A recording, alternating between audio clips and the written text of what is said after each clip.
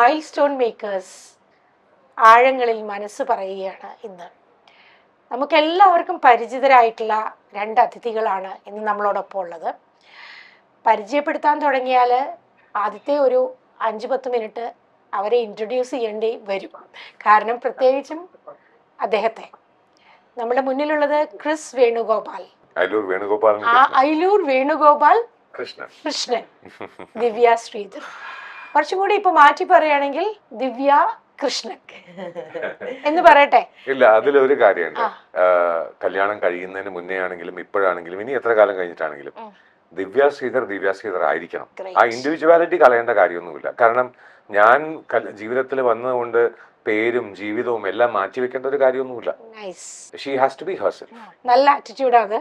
എന്റെ പേരിൽ ഞാൻ ഒരിക്കലും കല്യാണം കഴിഞ്ഞ ശേഷം ഞാൻ പേരിന്റെ സർനെയിം ഒന്നും മാറ്റുകയൊന്നും ഉണ്ടായിട്ടില്ല. എല്ലാവരും ചോദിക്കും, ഞാൻ പറയും എന്റെ സർനെയിം അപ്പോഴും മേനനായിരുന്നു, പിന്നെയും അങ്ങനെ ആയിപ്പോയി, അല്ലാതെ ഞാനായിട്ട് മാറ്റില്ല എന്ന് പറഞ്ഞു. കറക്റ്റ് ഒരു ഇത്രയും ഫെമിനിസ്റ്റ് ആയിട്ടുള്ള ഒരു ഭർത്താവാണെന്നുള്ള കാര്യം ആദ്യം തന്നെ ഞാൻ പറയട്ടെ കേട്ടോ.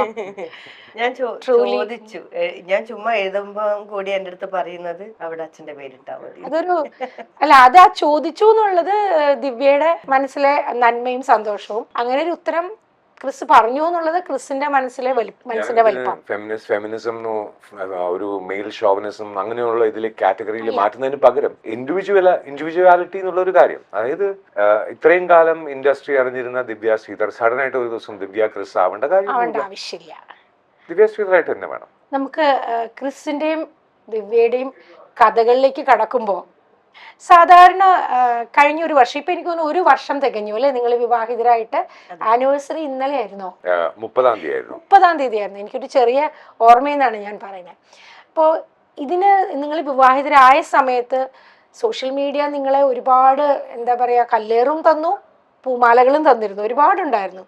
അപ്പം എനിക്ക് ആ ഒരു കോൺട്രവേഴ്സി എലമെന്റിലേക്കൊന്നും പോകാനും ഞാൻ ഇഷ്ടപ്പെടുന്നില്ല. കാരണം അതൊരു ഇറലവൻ്റ് ആയിട്ടുള്ള കാര്യമായിട്ട് ഒരാളുടെ പ്രൈവറ്റ് ജീവിതത്തിൽ ഒരു വ്യക്തി ഒരാളെ കല്യാണം കഴിക്കുന്നത് വളരെ ആലോചിച്ചായിരിക്കും. പ്രത്യേകിച്ചും ക്രിസ്റ്റിനെ പോലെ ഒരാളെ ഒരു പാർട്ട്ണറെ ജീവിതത്തിൽ തിരഞ്ഞെടുക്കുമ്പോൾ തീർച്ചയായിട്ടും ഒരിക്കൽ പുള്ളി അവർ പ്രത്യേകിച്ചും വളരെ ആലോചിച്ച് മാത്രമേ തീരുമാനം എടുക്കുള്ളൂ. ദിവ്യയെ സംബന്ധിച്ചിടത്തോളം ദിവ്യയെ എനിക്ക് പേഴ്സണലായിട്ട് എൻ്റെ കൂടെ വർക്ക് ചെയ്തിട്ടുള്ള കൊളീഗായിട്ടും കൂടി എനിക്ക് നന്നായിട്ട് അറിയാം. അപ്പോൾ ദിവ്യ കടന്നു വന്ന വഴികൾ എത്രത്തോളം സ്ട്രഗിൾ ഉണ്ടായിരുന്നു എന്നുള്ളത് കുറേയൊക്കെ എനിക്കറിയാം, മുഴുവൻ അറിയില്ല. അതുകൊണ്ട് തന്നെ അങ്ങനെ ഒരു തീരുമാനം നിങ്ങൾ രണ്ടുപേരും എടുത്തു എന്ന് കേട്ടപ്പോൾ നമുക്കൊക്കെ വലിയ സന്തോഷമായി. ഇത് ഞാൻ ക്യാമറ ഓൺ ചെയ്യുന്നതിന് മുൻപ് പറഞ്ഞത് തന്നെയാണ് വീണ്ടും റിപ്പീറ്റ് ചെയ്യുന്നത്. പക്ഷേ നിങ്ങൾ പ്രേക്ഷകർ അറിയേണ്ട കുറേ കാര്യങ്ങളുണ്ട്.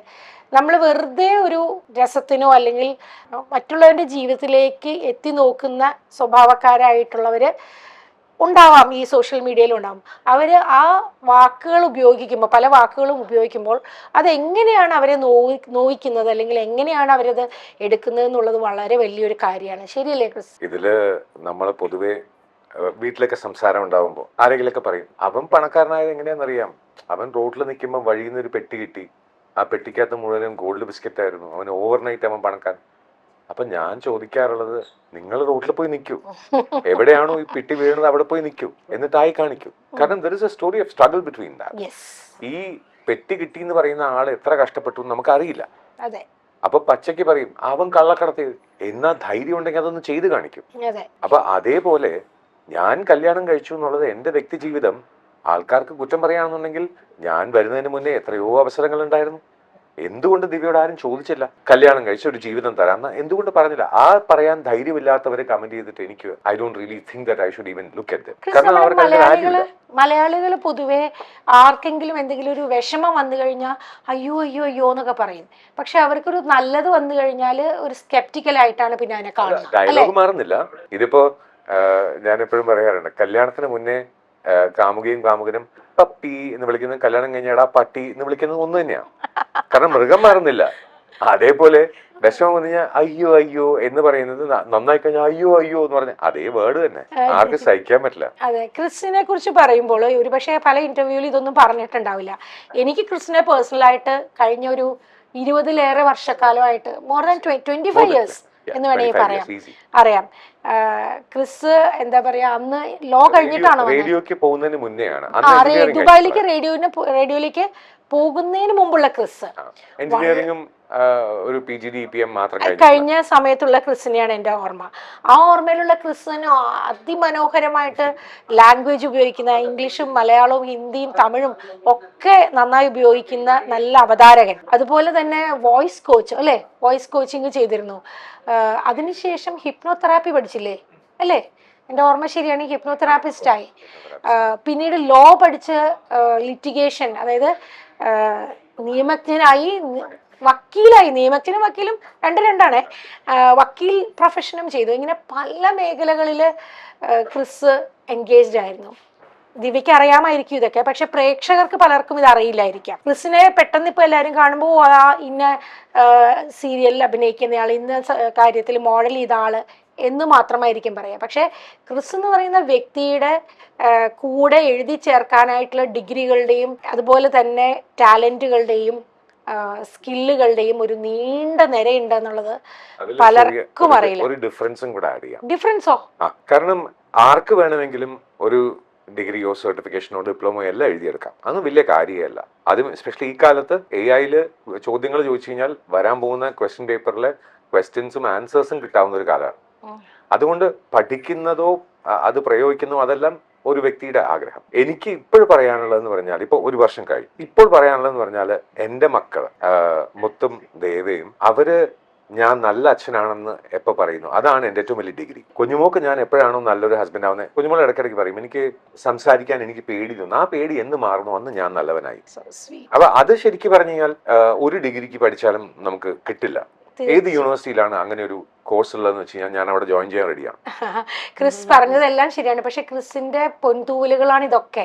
പക്ഷെ അതിലപ്പുറത്തേക്ക് ഒരു മനുഷ്യനായി നിന്നുകൊണ്ട് നല്ല ഭർത്താവുക, നല്ല അച്ഛനാവുക, ആത്യന്തികമായിട്ട് നല്ല മനുഷ്യനാവുക എന്നുള്ളതാണല്ലോ ഏറ്റവും വലുതെന്നാണ് ക്രിസ് പറഞ്ഞത്. കഴിഞ്ഞ ഇന്റർവ്യൂവിൽ ഞാൻ കുഞ്ഞുമോളുടെ അടുത്ത് ഒരു കാര്യം പറയണ്ടായി. നമ്മൾ നല്ല കാര്യങ്ങൾ 20 ദിവസം ഓർമ്മ നിൽക്കും, വിഷമങ്ങൾ 20 വർഷം ഓർമ്മ നിൽക്കും. അപ്പൊ എല്ലാ 20 ദിവസവും എന്തെങ്കിലും നല്ലത് ഞാൻ ചെയ്തുകൊണ്ടിരുന്നാലേ 20 വർഷം കഴിയുമ്പോൾ ഇന്നത്തെ വിഷമങ്ങൾ മാറി എൻ്റെ ലൈഫിൽ നല്ലതുണ്ടായിന്നേ തോന്നുള്ളൂ. അപ്പൊ ഈ 20 ദിവസത്തിൽ ഒരു പുതിയൊരു സർപ്രൈസ് ഉണ്ടാക്കാൻ ശ്രമിക്കുക എന്നുള്ളത് ഇറ്റ് ഇസ് ടെനുവസ്. പക്ഷെ അത്രയും ആഗ്രഹങ്ങൾ കുഞ്ഞുമോൾക്ക് ഉണ്ടെന്ന് അറിയുമ്പോൾ ഒരു സമാധാനമുണ്ട്. ഈ ദിവ്യ എന്ന് പറയുന്ന ക്രിസിന്റെ കുഞ്ഞുമോളോട് ഒരു ചോദ്യം ചോദിക്കട്ടെ. ദിവ്യ ഒരു എന്താ പറയാ, ഞാൻ അറിഞ്ഞിടത്തോളം ദിവ്യ വളരെ ഇന്നസെന്റ് ആയിട്ടുള്ള, എന്താ പറയാ, ജീവിക്കാൻ വേണ്ടിയിട്ട് തിരുവനന്തപുരത്തെത്തി, കണ്ണൂരുകാരിയാണ്, തിരുവനന്തപുരത്തെത്തി 2 കുഞ്ഞുങ്ങളെയും വളർത്തി ഉത്തരവാദിത്തമുള്ളൊരു അമ്മയായിട്ട് വളരെയധികം സ്ട്രഗിൾ ചെയ്തിട്ട് ജീവിച്ച ഒരാളാണ്. പക്ഷെ വളരെ ഇന്നസെൻ്റാണ്.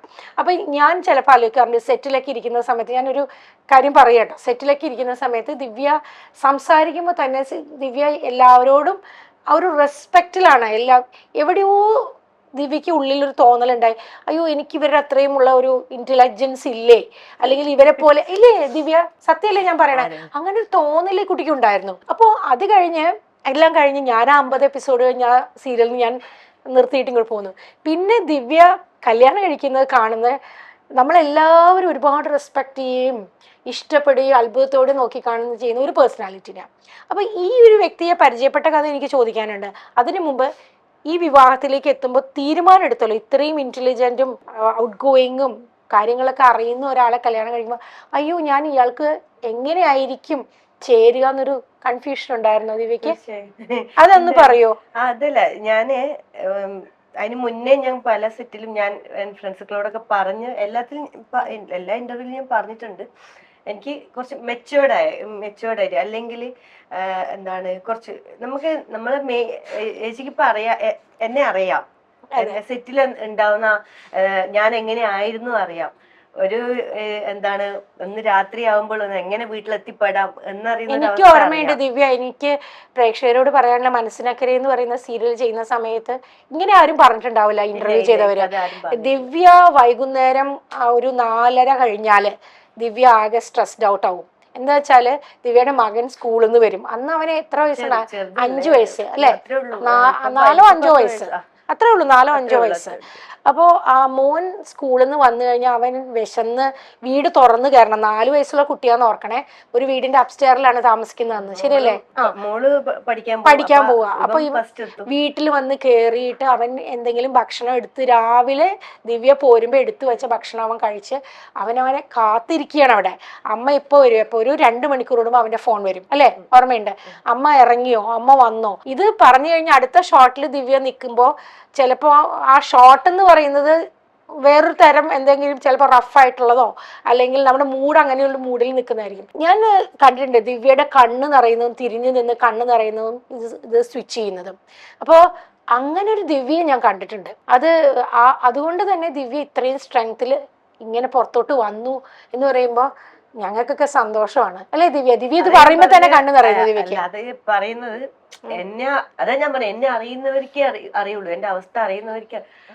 പറഞ്ഞുണ്ടാക്കാൻ പലർക്കും പലതും പറ്റും, അല്ലേ? അപ്പൊ ഞാൻ എപ്പോഴും പറഞ്ഞത് അഖിലേഷ് സാറിനെ കുറിച്ചാണ്.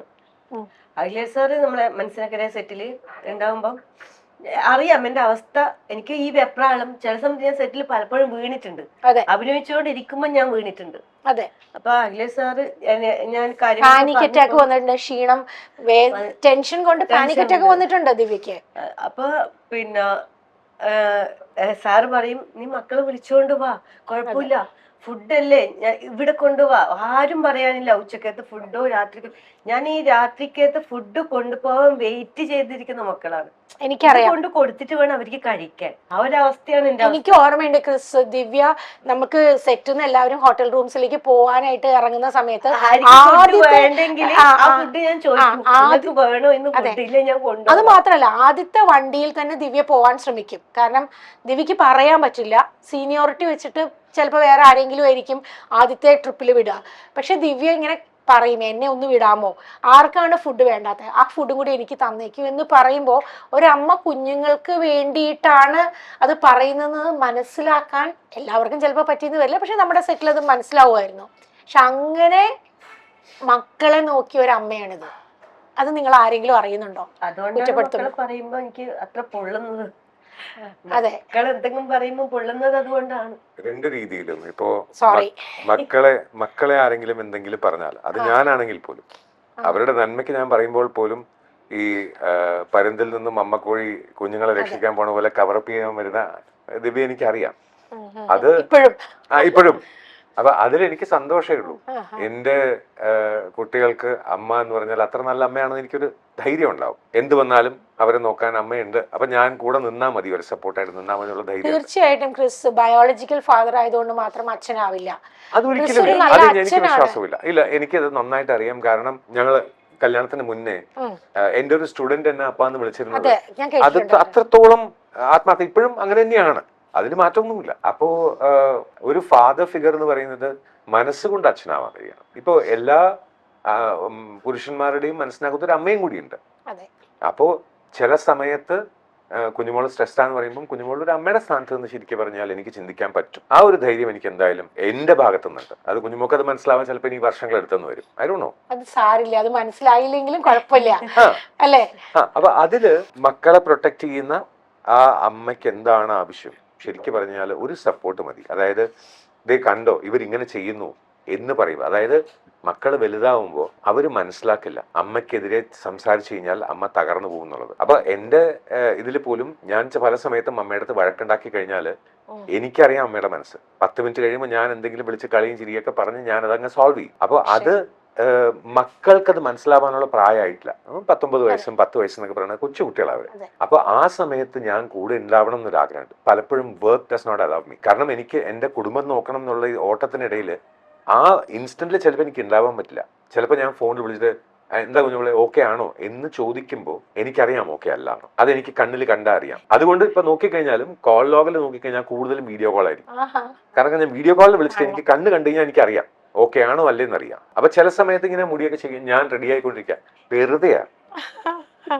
അപ്പൊ അത് ആസ് എ പേഴ്സൺ എനിക്കത് മനസ്സിലാവും. ബാക്കില് കുട്ടികൾ രണ്ടുപേരും ഇങ്ങനെ ഇരിക്കുന്ന വഴക്കുണ്ടായോ ശരി. അപ്പൊ I am really in A family. ഞാനൊരു അച്ഛനാണ്, എനിക്ക് എന്റെ ഫാമിലിയുടെ റെസ്പോൺസിബിലിറ്റി ഉണ്ട്. നാട്ടുകാർ എന്ത് പറഞ്ഞാലും എനിക്ക് അതിന് സമയമില്ല, കാരണം എനിക്ക് എന്റെ കുടുംബം നോക്കണം. അതുകൊണ്ട് നാട്ടുകാർ എന്ത് വേണേൽ പറഞ്ഞോട്ടെ, അവരുടെ ഈ ലോകം കുഞ്ഞുങ്ങളെ, ഈ ഉണ്ടായിക്കോട്ടെ. കുഞ്ഞുങ്ങൾ എന്ന് പറയുന്നത് വളരെ ഒരു ഡെലിക്കേറ്റ് ആയിട്ടുള്ള ഒരു കാര്യം. കാരണം അവർക്ക് അതുവരെ, അതായത് ക്രിസ് അവരുടെ ലൈഫിലേക്ക് അച്ഛനായിട്ട് വരുന്നത് വരെ ഒരുപാട് കാലം അവർക്ക് അമ്മ മാത്രമായിരുന്നു, അച്ഛനും അമ്മയും, അല്ലേ ദിവ്യ? അച്ഛനും അമ്മയും അവർക്ക് അവർക്കും ഒരു ആഗ്രഹം ഉണ്ടാവില്ലേ? അവർക്കും ആഗ്രഹം ഉണ്ടാവും. പക്ഷെ അതേ സമയം തന്നെ ഞാനിത് പേടിയുണ്ടാവും. നെഗറ്റീവായിട്ടല്ല, ഒരു പേടി ഉണ്ടാവും. ഞാൻ തുറന്നു പറയാട്ടോ. ഉണ്ടാവും. ഇപ്പൊ പുതിയൊരാള് അമ്മയുടെ സ്നേഹം ഷെയർ ചെയ്യാനായിട്ട് ഒരാള് വരുന്നു, അല്ല, അങ്ങനെയല്ല. അങ്ങനെ സാധാരണ ചിന്തിക്കാം. എന്റെ മക്കളുടെ കാര്യം ഞാൻ പറയാം. എന്റെ മക്കൾക്ക് ഞാൻ കുഞ്ഞുമോളെ ഹേർട്ട് ചെയ്യുമോ എന്നുള്ള പേടിയാണ്. അത് ശരി. കാരണം അവര് കുഞ്ഞിനെ പോലെ നോക്കി നടക്കുന്ന അമ്മയാണ്. അവർ രണ്ടുപേരും ഒരു കുഞ്ഞിനെ പോലെ നോക്കുകയാണ് അമ്മേനെ. അപ്പൊ ഞാൻ കാരണം എങ്ങാനും ഞാൻ വിഷമിപ്പിക്കുന്നുണ്ടോ എന്ന് നോക്കി ആ സമയത്ത് എന്നെ അറ്റാക്ക് ചെയ്യാൻ റെഡി ആയിട്ട് നിൽക്കുന്ന മക്കളാണ്. പക്ഷെ അതിൽ I am very proud of my children. അതെ ദിവ്യ, ഇപ്പൊ ക്രിസ് ഇത് പറഞ്ഞു, ദിവ്യയെ സംബന്ധിച്ചിടത്തോളം ദിവ്യക്ക് എല്ലാം ഈ 2 മക്കളായിരുന്നു. അപ്പോൾ ദിവ്യക്ക് ഒരു കൺഫ്യൂഷൻ ഉണ്ടായിരുന്നു, വിവാഹം കഴിക്കാം, എനിക്കൊരു നമുക്കറിയാം നമ്മുടെ ഇൻഡസ്ട്രി, ഏത് ഇൻഡസ്ട്രിയും അങ്ങനെയാണ്. എല്ലാം സിനിമ എന്ന് പറയണോ സീരിയൽ എന്ന് പറയുന്ന ഇൻഡസ്ട്രി മോശമാണെന്നോ അല്ലെങ്കിൽ IT എന്നുള്ളതാണെന്നല്ല, അങ്ങനെയൊന്നും പറയില്ല. എല്ലാ ഇൻഡസ്ട്രിയിലും എല്ലാ തരത്തിലുള്ള ആൾക്കാരും ഉണ്ട്. പക്ഷെ നമ്മൾ പൊതുവെ കേരളത്തില് ഒറ്റയ്ക്കായി പോകുന്ന സ്ത്രീകള് എത്ര എഡ്യൂക്കേറ്റഡ് ആണെങ്കിലും, എന്തൊക്കെ ഇപ്പൊ എന്താണ് പണമുണ്ടെന്ന് പറഞ്ഞാലും, എഡ്യൂക്കേഷൻ ഉണ്ടെന്ന് പറഞ്ഞാലും, കരിയർ ഉണ്ടെന്ന് പറഞ്ഞാലും, നമ്മളുടെ ഫെയിം നമുക്കുണ്ടെന്ന് പറഞ്ഞാലും, എന്തൊക്കെ പറഞ്ഞാലും ഒറ്റയ്ക്കായിട്ടുള്ള സ്ത്രീകളെ ടാർഗറ്റ് ചെയ്യാനായിട്ട് സമൂഹമുണ്ട്. അങ്ങനെ ആ ടാർഗറ്റിന്റെ മുൾമുനയിൽ നിന്ന ഒരാളാണ് ദിവ്യ. അതുകൊണ്ട് തന്നെ നമ്മളൊരു ആളെ നമ്മുടെ സുരക്ഷിതത്വം എന്നുള്ളതിന് വേണ്ടിയിട്ടായിരിക്കും നമുക്ക് റൈറ്റ് പേഴ്സൺ. ആദ്യം ഒരു അബദ്ധം പറ്റി, ഇനി ആ അബദ്ധം ഒരിക്കലും പറ്റരുതെന്ന് വിചാരിച്ചാണ് ക്രിസ്, എനിക്ക് തോന്നുന്നു ദിവ്യ ഒരുപാട് ആലോചിച്ചിട്ടായിരിക്കും ഈ ഒരു തീരുമാനത്തിലേക്ക്. അപ്പൊ ഒരു പേടി ഉണ്ടായിരുന്നോ സത്യത്തിൽ? അങ്ങനെ പറയരുത് ദിവ്യ പറയൂ. അല്ല, ഞാന് പറഞ്ഞില്ലേ ചേച്ചി, ഇതുപോലെ തന്നെ എനിക്ക് നമുക്ക് ഇത് ഞാൻ പറഞ്ഞ സപ്പോർട്ടിന് വേണം നമുക്ക്, അല്ലാണ്ട് നമ്മളെ മുതലെടുക്കാൻ വേണ്ടി ഒരാളെ ജീവിതത്തിലേക്ക് വരരുത്. അതുണ്ടായിട്ടുണ്ട്. അതാണ് ഞാൻ പറഞ്ഞത്. എന്താണ്, നമ്മൾ ഈ ആർട്ടിസ്റ്റ് എന്ന നിൽക്കുമ്പോ മറ്റുള്ളവരുടെ കാഴ്ചപ്പാട് വേറെയാ. നമ്മളാണെങ്കിൽ പൊട്ടന്മാര് സ്നേഹത്തിന് വേണ്ടി, അല്ലേ? നമ്മൾ പെണ്ണെന്ന് പറയുന്ന വർഗം അങ്ങനെയാ. ആണുങ്ങൾ ഒരു സ്നേഹം കിട്ടാത്തവര് ഒരു സ്നേഹം ആരെങ്കിലും തരുവോ എന്ന് വെച്ചാൽ നല്ലോണം സ്നേഹിക്കണ്ടല്ലോ. അപ്പൊ നമ്മൾ അങ്ങോട്ടേക്ക് പൈസ കൊടുത്ത് സ്നേഹിക്കലേ. എല്ലാരും അനുഭവം ഇതായിരിക്കും, പക്ഷെ ആരും തുറന്ന് പറയില്ല എന്ന് മാത്രം. അവൻ നല്ലോണം സ്നേഹിക്കണ്ടല്ലോ എന്നെ, ആടാ ഒരു 5000 ഉണ്ടാ, അയ്യോ എനിക്ക് ഇങ്ങനെ ബുദ്ധിമുട്ടാണ്, എന്താ ചെയ്യാ, കടം അവിടെ അതെയാന്ന് കടമുണ്ടാ. അപ്പൊ നമ്മളെന്താ പറയാ, അത് നോക്കൂ, നമ്മള് കടം വാങ്ങി അങ്ങോട്ട് കൊടുക്കുക, സ്നേഹമല്ലേ കിട്ടുന്നത്. അതാണ് അവസ്ഥ. നമ്മള് ശരിക്കും പറഞ്ഞ പൊട്ടന്മാരായി, പെണ്ണുങ്ങളെന്ന് പറഞ്ഞ പൊട്ടന്മാരാ.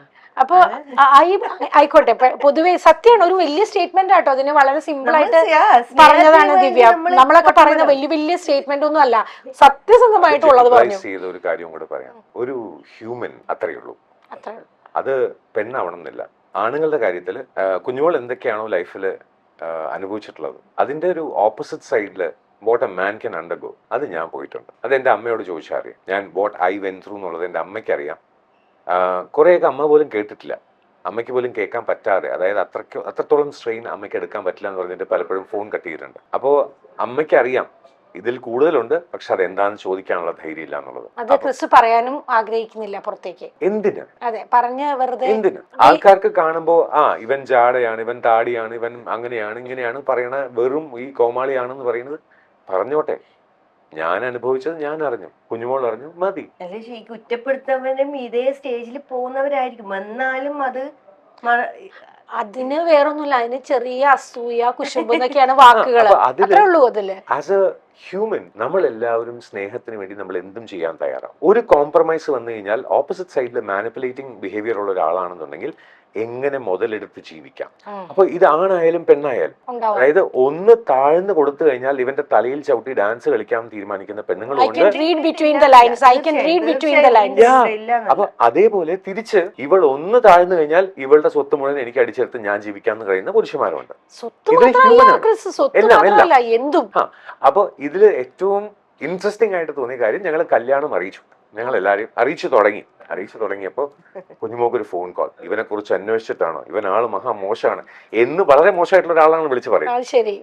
നീ 10 പ്രാവശ്യം ആലോചിച്ചിട്ട് വേണം ഒരു തീരുമാനം എടുക്കാൻ.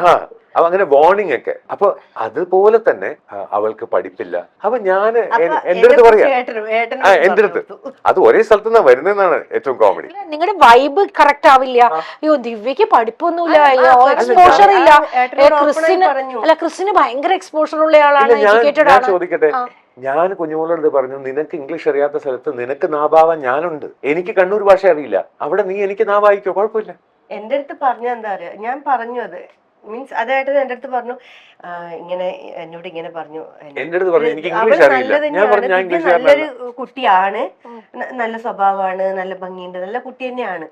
പക്ഷെ ക്രിസ്സിന് കുറച്ചും കൂടി വിദ്യാഭ്യാസം ഇല്ല, ആരെങ്കിലും നോക്കിയാ പോരുന്നു. ക്രിസ് ഉണ്ടായിരുന്ന സമയത്ത് ഇവരൊക്കെ എവിടെ പോയി ചോദിക്കുന്നത്. ഈ കല്യാണത്തിന് മുന്നേ ഈ പറഞ്ഞവരൊക്കെ എവിടെ പോയി? ലൈഫ് അറിയുന്നവരാ. പിന്നെ എല്ലാം തികഞ്ഞ അങ്ങനെ വിദ്യാഭ്യാസവും സൗന്ദര്യവും സ്റ്റാറ്റസും ഒക്കെ തികഞ്ഞ ഒരാളെ എന്താ കൊണ്ടേ കൊടുക്കാതിരുന്നത്? ഞാൻ ഇങ്ങനെ പറഞ്ഞു ഏട്ടാ, അത് എനിക്കത് ഫീലായപ്പോ ഞാൻ പറഞ്ഞു ഏട്ടാ ശരിയാന്ന്, എനിക്ക് പഠിപ്പില്ല. കാരണം 18 വയസ്സിൽ ഞാൻ പിന്നെ അവിടെ പഠിപ്പും മുടങ്ങിയ പിന്നെ എന്തോ ചെയ്യാം. നമ്മുടെ നാട്ടിൽ ഇംഗ്ലീഷ് മീഡിയം, അന്ന് ഇംഗ്ലീഷ് മീഡിയം നമ്മൾ പഠിച്ചില്ല, മലയാളം ഒരു അറിയാലോ. എന്നിട്ട് ഞാൻ ഇങ്ങനെ പറഞ്ഞപ്പോഴേ പറഞ്ഞ ഒരേ ഒരു വാക്ക്, മലയാളം അറിയില്ലേ? ഞാൻ മലയാളം അറിയാം, അതിനെ കണ്ണൂരാണ് സംസാരിക്കുമ്പോ അതെന്നെ ചിലവർക്ക് മനസ്സിലാവില്ല. അപ്പൊ പറഞ്ഞു നിനക്ക് സ്നേഹിക്കാൻ പറ്റൂലേ, നിനക്ക് നല്ലൊരു ഭാര്യയാവാൻ പറ്റൂലേ?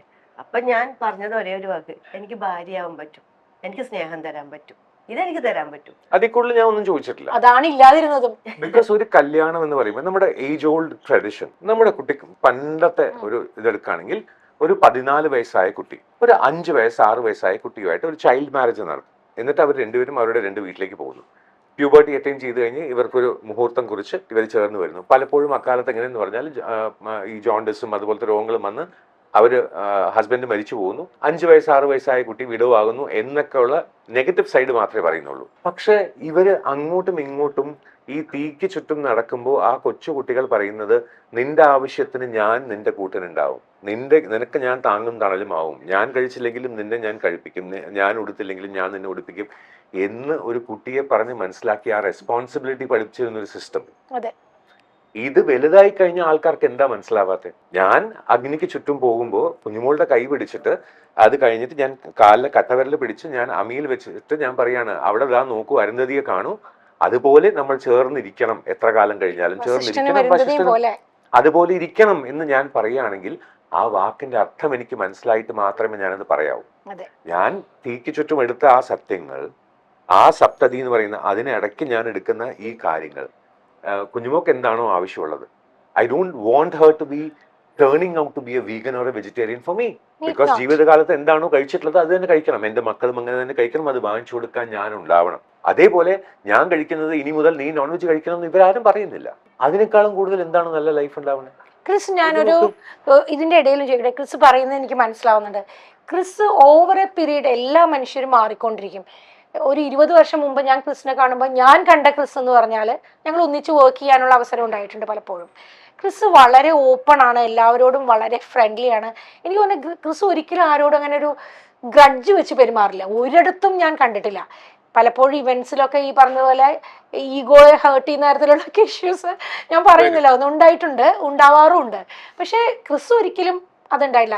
ക്രിസിന്റെ ഞാനപ്പോൾ വിചാരിക്കാറുണ്ട്, ഇദ്ദേഹം ഇത്ര എഡ്യൂക്കേറ്റഡ് ആയതുകൊണ്ടാണോ? പിന്നെ ഞാൻ എൻ്റെ ലൈഫിൽ നിന്ന് എനിക്ക് മനസ്സിലായി, എഡ്യൂക്കേഷൻ കൊണ്ട് ഒരാൾ റിഫൈൻമെന്റ് ഉണ്ടാവില്ല.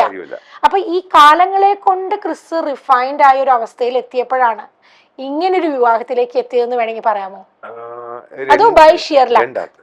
ഷിയർ ലക്ക് എന്നുള്ളതിനേക്കാളും ഗോഡ് ഓർഡൈൻ, അതായത് ദൈവവിധി എന്ന് ഞാൻ പറയാൻ ആഗ്രഹിക്കുന്നു, അല്ലെങ്കിൽ നേച്ചേഴ്സ് നീഡ് എന്ന് പറയാൻ ആഗ്രഹിക്കുന്നു. പലപ്പോഴും ഇപ്പൊ ഞങ്ങൾ പറയാതെ ഞങ്ങൾ പുറത്തു പോകുന്ന സമയത്ത് പോലും രണ്ടുപേരുടെയും മനസ്സിൽ ഒരു കാര്യം വരുന്നതെന്ന് പറഞ്ഞാൽ അത് ലക്ക് എന്ന് പറയാൻ പാടില്ല, അതങ്ങനെ ആവേണ്ടതാണ്. അതുപോലെ തന്നെയാണ് ഞങ്ങളുടെ ഈ കഴിഞ്ഞ 1 വർഷം മുഴുവൻ പോയിട്ടുള്ളത്. ഇപ്പൊ ശ്രീലങ്കയിൽ ചെന്നിട്ട് ഞങ്ങൾ ആഹാരം കഴിക്കാൻ പോകുന്ന സ്ഥലത്ത് ഞാൻ വാങ്ങിച്ചു കൊടുക്കുന്ന ആഹാരം, എനിക്ക് ശ്രീലങ്കൻ ഫുഡ് ഇഷ്ടമാണ്, അത് വാങ്ങിച്ചു കൊടുക്കുന്നത് കുഞ്ഞുമോക്ക് ഇഷ്ടപ്പെടുവോ എന്നുള്ള പേടിയല്ല, ഇല്ല എന്റെ കുഞ്ഞുമോക്ക് ഇഷ്ടപ്പെടും എന്ന ധൈര്യമാണ്. അതിനല്ലേ സോൾമേറ്റ് എന്നൊക്കെ പറയാ. അങ്ങനെ പറയണോ? എനിക്കറിയില്ല. ഇല്ല, അങ്ങനെ അത് പറയുന്നതിനേക്കാൾ ഈ ഭാഗ്യമല്ലേ? സോൾമേറ്റ് എന്നുള്ള വാക്കുമായിട്ട് കുഞ്ഞുമോൾക്ക് ചെറിയ പേടിയൊക്കെ ഉണ്ട്. ആണോ? അതെന്താ അത്? അങ്ങനെയല്ല, ഞാൻ അൺനോയിങ്ലി പറഞ്ഞ കേട്ടോ. അല്ല, ഈ സോൾമേറ്റ് എന്നൊക്കെ പറയണെന്ന് പറഞ്ഞാല് എവിടെയോ ഒരു ആത്മാവ് ഇങ്ങനെ കാത്തിരിക്കുന്നു, സഡൻ ആയിട്ട് പൊട്ടി അയ്യോ, അങ്ങനെയല്ല ഞാൻ ഉദ്ദേശിച്ചത്. അതായത് നമ്മുടെ ഹൃദയം ഒരു നോൺ വെർബൽ ആയിട്ടുള്ള ഒരു കമ്മ്യൂണിക്കേഷനെ കുറിച്ചൊക്കെ നമ്മൾ പറയും. പക്ഷെ നമ്മളെ ഹൃദയത്തിന്റെ അകത്ത് തോന്നുന്ന കാര്യം അപ്പുറത്ത് നമ്മുടെ പാർട്ട്ണർക്ക് മനസ്സിലാവുന്നുണ്ടെങ്കിൽ അത് ഭാര്യ ഭർത്താവാണെങ്കിൽ ഏറ്റവും സ്വീറ്റസ്റ്റ് റിലേഷൻഷിപ്പായി മാറും. അത് ഒരു ഫ്രണ്ട് ആണെങ്കിലും അതൊരു വളരെ ബ്യൂട്ടിഫുൾ റിലേഷൻഷിപ്പ് ആവും. അപ്പൊ അങ്ങനെ ക്രിസിന്റെ ആഗ്രഹമുള്ള ക്രിസ് ഇഷ്ടപ്പെടുന്ന സംഗതി പറയാണ്ട് അറിയണ്ടെങ്കിൽ. അല്ല, കുഞ്ഞുമോക്ക് ഇപ്പൊ ഞാനിപ്പോ രാവിലെ ഒരു കവിത എഴുതി, അത് കുഞ്ഞുമോക്ക് അയച്ചു കഴിഞ്ഞാൽ കുഞ്ഞുമോക്ക് മനസ്സിലാവില്ല എന്നറിയാം. അപ്പൊ എന്റെ അടുത്ത് പറയും അറിയാം, ഇത് എന്താന്ന് പറഞ്ഞു തന്നാലേ എനിക്ക് മനസ്സിലാവും. I won't insist on that. പക്ഷേ ഈ കുഞ്ഞുമോള് കവിതകൾ ചൊല്ലി തുടങ്ങി കഴിഞ്ഞാൽ മണിക്കൂറുകളോളം കവിതകൾ മാത്രം ചൊല്ലുന്ന ഒരാളാണ്. കാരണം കുഞ്ഞുനാൾ മുതൽ കവിതകൾ മാത്രം ഇഷ്ടപ്പെട്ടിട്ടുള്ള ആളാണ്. ഞാൻ എഴുതുന്നത് ഇംഗ്ലീഷ് ആയിപ്പോയി എന്ന് പറയുന്നത് എന്റെ തെറ്റല്ല. അതൊരു കുറവല്ല കേട്ടോ, ഭാഷ അറിയില്ല എന്നുള്ളത് ഒരു കുറവേ അല്ല ദിവ്യ. കാരണം ഈ പറയുന്ന കവിതകൾ പറഞ്ഞ് ഫീൽ ചെയ്ത് കരയുന്ന ആളാണ്. കഴിഞ്ഞ ദിവസം കാറിൽ എന്താണ് പറയണെന്ന് അല്ലേ? അല്ല, കഴിഞ്ഞ ദിവസം കാറിൽ പോകുമ്പോ കവിതകൾ ചൊല്ലിയിരുന്ന് കരഞ്ഞ് ഡെസ്പായി മൈൻഡ് വേറെ സ്ഥലത്ത് പോയി കഴിഞ്ഞു. ഞങ്ങള് ഗുരുവായൂർക്ക് പോയിക്കൊണ്ടിരിക്കുക. അപ്പൊ പഴയ കവിതകളൊക്കെ ചൊല്ലി എന്തർത്ഥമല്ലേ എന്ന് പറഞ്ഞ് കരഞ്ഞ് ഒരു വഴി ആയി കഴിഞ്ഞു. എല്ലാരും കേട്ട കവിതകൾ തന്നെ. ഞാനിങ്ങനെ ഒന്ന് കഴിഞ്ഞ് അടുത്തത് കഴിഞ്ഞ് അടുത്ത് ഞാൻ ഒരേ പോക്കാ. ഞാൻ ഇതിപ്പോ ഒക്കെ പണ്ട് പാടുന്നേട്ടാ, എനിക്ക് ഇഷ്ടമാണ്, അതിന്റെ അർത്ഥം നോക്കി എന്താ അല്ലേ. അപ്പൊ ഏട്ടയും ഞാനിതിങ്ങനെ പാടാ. അപ്പൊ എനിക്ക് എവിടെയോ എന്റെ മനസ്സിൽ എന്തൊക്കെയോ ഉണ്ട് സംഭവങ്ങൾ, അതൊരു ഇങ്ങനെ എടുത്തെടുത്ത് ഇടുക. അപ്പൊ ഏട്ടൻ പറഞ്ഞു, അപ്പൊ എനിക്കറിയാം കുഞ്ഞുമോള് പോകുന്ന ആ വഴിയെ ഞാൻ കൂടെ ഉണ്ട്. അതായത് അവിടെ എങ്ങാനും ആ വരമ്പിൽ ഒരു ചെളിയുണ്ട്, അതിൽ വീഴാൻ പോവാണെന്നുണ്ടെങ്കിൽ കൈ മുറുകെ പിടിക്കാൻ ഞാനുണ്ട്, വീഴില്ല. ദിവ്യയുടെ ഈ കഴിവുകളും ഇതൊക്കെ എനിക്ക് കരച്ചില് വെറുതെ ഇത് കരച്ചില് വരും. അതാണ് എന്റെ പ്രശ്നം. അല്ല, ഉള്ളിലുള്ളത് അങ്ങനെ പെട്ടെന്ന്. ദിവ്യക്ക് ഒരുപാട് കഴിവുകൾ ഉണ്ടായിരുന്നു കുട്ടി. ആ ദിവ്യ ഈ കാലങ്ങൾ അത്രയും വേറെ എന്തോ കാര്യങ്ങൾക്കൊക്കെ ആയിട്ട് എന്താ പറയാ വഴി തിരിഞ്ഞു പോയി. സത്യം പറഞ്ഞു കഴിഞ്ഞാൽ സ്വന്തം ടാലൻസും സ്വന്തം കഴിവുകളും ഒന്നും പുറത്തു വരാൻ പറ്റാത്ത ഒരു അവസ്ഥയിലേക്ക് കൂടിയാണ് പോയത്. ഇതിപ്പോ നമ്മൾ രണ്ടുപേരും മത്സരിച്ച് കരയാണ് കുട്ടി. എനിക്ക് എങ്ങനെ പിടിച്ചു വെക്കാൻ പറ്റാത്ത എന്താ എനിക്ക് അറിഞ്ഞൂടാ. അല്ല, അത് മനസ്സ് ശുദ്ധമാകുമ്പോഴാണ് അങ്ങനെ കണ്ണുനീര് വരിക. റീസെന്റ് ആയിട്ട് ഉള്ള ഒരു അതായത് കല്യാണം കഴിഞ്ഞ് കുറച്ച് സമയമായി. ആ സമയത്ത് കുഞ്ഞുമോൾ എനിക്ക് പഴയ കാര്യങ്ങളൊക്കെ പറഞ്ഞു തന്നൊരു രീതിയുണ്ട്. ഞാൻ വായിച്ചിട്ടുള്ളത് വെച്ചിട്ട് ഏറ്റവും നല്ല പുസ്തകം കുഞ്ഞുമോൾ പറഞ്ഞ ആ കഥയാണ്.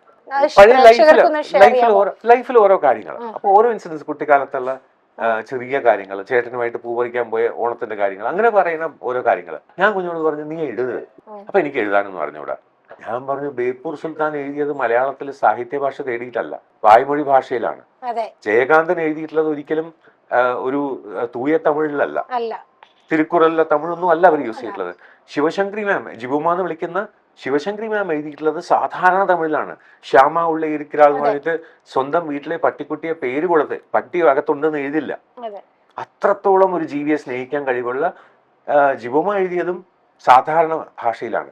അങ്ങനെ എഴുതിയ 2-3 ചാപ്റ്റർ റെഡിയാണ്. ഇപ്പൊ സമയം കിട്ടുന്നില്ല. ആണോ? ഇത് പറഞ്ഞപ്പോഴേ ക്രിസ് നമ്മുടെയൊക്കെ ഗുരുസ്ഥാനീയനായിരുന്ന ലോഹിതദാസ് സാറ്, ലോഹിയേട്ടന്റെ കൂടെ എനിക്ക് അസോസിയേറ്റ് ചെയ്ത് ഒരുപാട് അടുത്തിടപഴകാനുള്ള അവസരം ഉണ്ടായിരുന്നു. അപ്പൊ ഒരിക്കൽ അദ്ദേഹം പറഞ്ഞത് എന്താണെന്നറിയോ, ജീവിതത്തില് വേദനകളിലൂടെ കടന്നു വന്നാൽ മാത്രമേ യഥാർത്ഥ കലാകാരൻ ജനിക്കൂ. നമ്മളെല്ലാവരും സാധാരണക്കാരായിട്ടാണ് ജനിച്ചു വീഴുമ്പോൾ നമ്മുടെ കയ്യിൽ ഒന്നുമില്ല. നമ്മൾ എങ്ങനെയാണ് ഇവോൾവ് ചെയ്ത് വരുന്നത്, ആ എവല്യൂഷനിൽ ഇവോൾവ് ചെയ്ത് വരുമ്പോൾ ഇമോഷണലി ഇവോൾവ് ചെയ്ത് വരുന്ന സമയത്ത് ജീവിതാനുഭവങ്ങൾ ഉണ്ടെങ്കിലേ നല്ല കല ഉണ്ടാവുള്ളൂ എന്ന്. അപ്പോൾ അങ്ങനെ നോക്കിക്കഴിഞ്ഞാൽ ദിവ്യ തികച്ചും നല്ല എഴുത്തുകാരിയായി മാറാൻ പറ്റും. അപ്പൊ അത് എഴുതാൻ തുടങ്ങിയിട്ടുണ്ട്, ആ എഫേർട്സ് എടുക്കുന്നുണ്ട്. She's doing Har level best. ഞാൻ കുറ്റം പറയുന്നില്ല. കാരണം വീട്ടില് സെറയും സെറയുടെ 5 മക്കൾ, ഇപ്പൊ 4 മക്കളെ നോക്കണം, 2 കുട്ടികളെ നോക്കണം. അപ്പൊ ഇവരെല്ലാവരും നോക്കിയിട്ട് എഴുതാൻ സമയം കിട്ടുന്നില്ല, സത്യമാണ്. പക്ഷെ എനിക്ക് ഷുവറാണ്, അതായത് ആ പേജ് വെയിറ്റ് ചെയ്യുന്നത് ആ ഒരു മൊമെന്റിന് വേണ്ടിയിട്ടാണ്. ആ മൊമെന്റ് വരും, എഴുതും. കാരണം ഞാൻ 2014 വരെയൊക്കെ ആക്റ്റീവ് റൈറ്റിംഗിലേക്ക് ഇല്ല. I was never A writer. പക്ഷെ ഇന്ന് 97 ബുക്ക് കംപ്ലീറ്റ് ചെയ്ത് ഈ വർഷം 100 കംപ്ലീറ്റ് ചെയ്യണം എന്നുള്ളൊരു വാശിയിൽ പോകുന്ന എനിക്കറിയാം അത് പറ്റും, കുഞ്ഞുമോക്ക് പറ്റും. അതേപോലെ മകൾക്ക് ഇരുന്നു കൊണ്ട് ഡാൻസ് പറഞ്ഞു കൊടുത്ത് അതിമനോഹരമായിട്ട് കളിപ്പിക്കാൻ പറ്റും, പക്ഷെ ഡാൻസ് പഠിച്ചിട്ടില്ല. ആ, ആ. അപ്പൊ ഇന്നലെ അങ്ങനെ ഗുരുവായൂർ പെർഫോം ചെയ്തില്ലേ കഴിഞ്ഞ ദിവസം? ഇന്നലെ ആദ്യമായിട്ട് അരങ്ങേറ്റായിരുന്നു. അരങ്ങേറ്റമായിരുന്നു. മോളുടെയും ആ അല്ല, മോള് കളിക്കും. പഠിച്ചിട്ടുണ്ട്. അപ്പൊ ഞാൻ പറയുന്നത്, ഇന്നും ഞാൻ പറഞ്ഞു, നാട്ടുകാരെന്തും പറഞ്ഞോട്ടെ, സെമി ക്ലാസിക്കൽ ഡാൻസ് അവിടെ പെർഫോം ചെയ്യുമ്പോൾ കാണാത്ത ആൾക്കാർ മറഞ്ഞു നിന്നുകൊണ്ട് ചീത്ത വിളിക്കുന്ന ആൾക്കാരെ പോവാൻ പറ. ഞാൻ എന്തായിരുന്നു ഇന്നിങ്ങോട്ട് ഞാൻ വരുമ്പോഴേ ഈ ഷൂട്ടിന് വരുന്ന സമയത്ത് ഞാൻ ജസ്റ്റ് ഇങ്ങനെ റീൽസിൽ നോക്കിയപ്പോ ദിവ്യയുടെ കാലിൽ ചിലങ്ക് കെട്ടി കൊടുക്കുന്ന ക്രിസിന്റെ ഒരു വീഡിയോ ഞാൻ കണ്ടു. അത് കഴിഞ്ഞ് ദിവ്യ ഡാൻസ് ചെയ്യുന്ന വീഡിയോ. അതിന്റെ താഴെ സത്യം പറഞ്ഞാൽ ഞാൻ ഈ കമന്റ്സിനെ കാണുന്നത് ഒന്നും നോക്കിയിട്ട് ആവശ്യമില്ലാത്തന്നെ അപ്പൊ തന്നെ എടുത്ത് കളയും. ഇപ്പൊ എന്നെയും ഒരുപാട് ബുള്ളി ചെയ്യുന്ന ആൾക്കാരുണ്ട്, പലതും പറഞ്ഞ്. പക്ഷെ നമ്മൾക്ക് അറിയാം എന്താണ് ശരി എന്താണ് തെറ്റ് എന്നുള്ളത്. നമ്മൾ ലോപ്പ് സൈഡഡ് വൺ സൈഡഡ് ആയിട്ടല്ല ചിന്തിക്കുക. അപ്പൊ ആ കമന്റ് സെക്ഷനകത്ത് ദിവ്യക്ക് ഡാൻസ് ചെയ്യാൻ അറിയില്ല, മോഹിനിയാട്ടം എത്ര വർഷം കൊണ്ട് ചെയ്യേണ്ടത്, ഒരു സെമി ക്ലാസിക്കൽ മ്യൂസിക്കിന് ആണ് ചെയ്തത് അല്ലെ, വേഷം മാത്രമേ മോഹിനിയാട്ടത്തിന്റെ ഉള്ളൂ. അപ്പോ ഞാനപ്പോ അത് എനിക്ക് തോന്നിയൊരു കാര്യം ഇത്, നമ്മൾക്ക് ഇഷ്ടമുള്ള കാര്യം ചെയ്യുക, നമുക്ക് അറിയുന്നത് പോലെ അത് ചെയ്യുക, അത് ആസ്വദിക്കേണ്ടവർക്ക് ആസ്വദിക്കാം, വേണ്ടാത്തവർക്ക് ദേ ഹാവ് ഓപ്ഷൻസ്. ഇതെന്താ വെച്ചാ ഇത് ഞാൻ പറയട്ടെ, ഇതിനിപ്പോ ഇവിടെ പറയാം, ആളാരാന്നൊന്നും ഞാൻ പറഞ്ഞില്ല. ഞാന് സത്യം പറഞ്ഞ ഏട്ടനെ പരിചയപ്പെട്ട സമയത്ത് എനിക്ക് ഏട്ടന് യൂട്യൂബ് ചാനൽ ഉണ്ടായിരുന്നു. അപ്പൊ അതിന് നോക്കിയപ്പോ ഏട്ടൻ ഒരുപാട് പാട്ട് പാടിയിട്ട് കേൾക്കുന്നുണ്ട്. അത് ഭയങ്കരമായിട്ട് ഇങ്ങനെ ടച്ച് ചെയ്യും. ഇത് കരഞ്ഞിട്ടുണ്ട്, എത്രയോ പ്രാവശ്യം ഞാൻ കരഞ്ഞിട്ടുണ്ട്. അപ്പൊ ഏട്ടന്റെ ലൈഫിലെ കുറെ കഥകളൊക്കെ കേട്ടപ്പോ എന്തോ എനിക്ക് അത് ആ ഒരു പാട്ടിന് എനിക്ക് അറിയില്ല ചെയ്യാനെങ്കിലും അറിയുന്ന രീതിയിൽ എനിക്കതൊന്ന് ചെയ്തിട്ട് ഏട്ടന് ഒരു സർപ്രൈസ് കൊടുക്കണം എന്ന് വിചാരിച്ചു. ഗിഫ്റ്റ് ഫോർ ഹിം അല്ലേ? ഗിഫ്റ്റ് കൊടുക്കണം ഞാൻ ബാക്കിയുള്ളവർ കാണേണ്ട കാര്യമല്ല.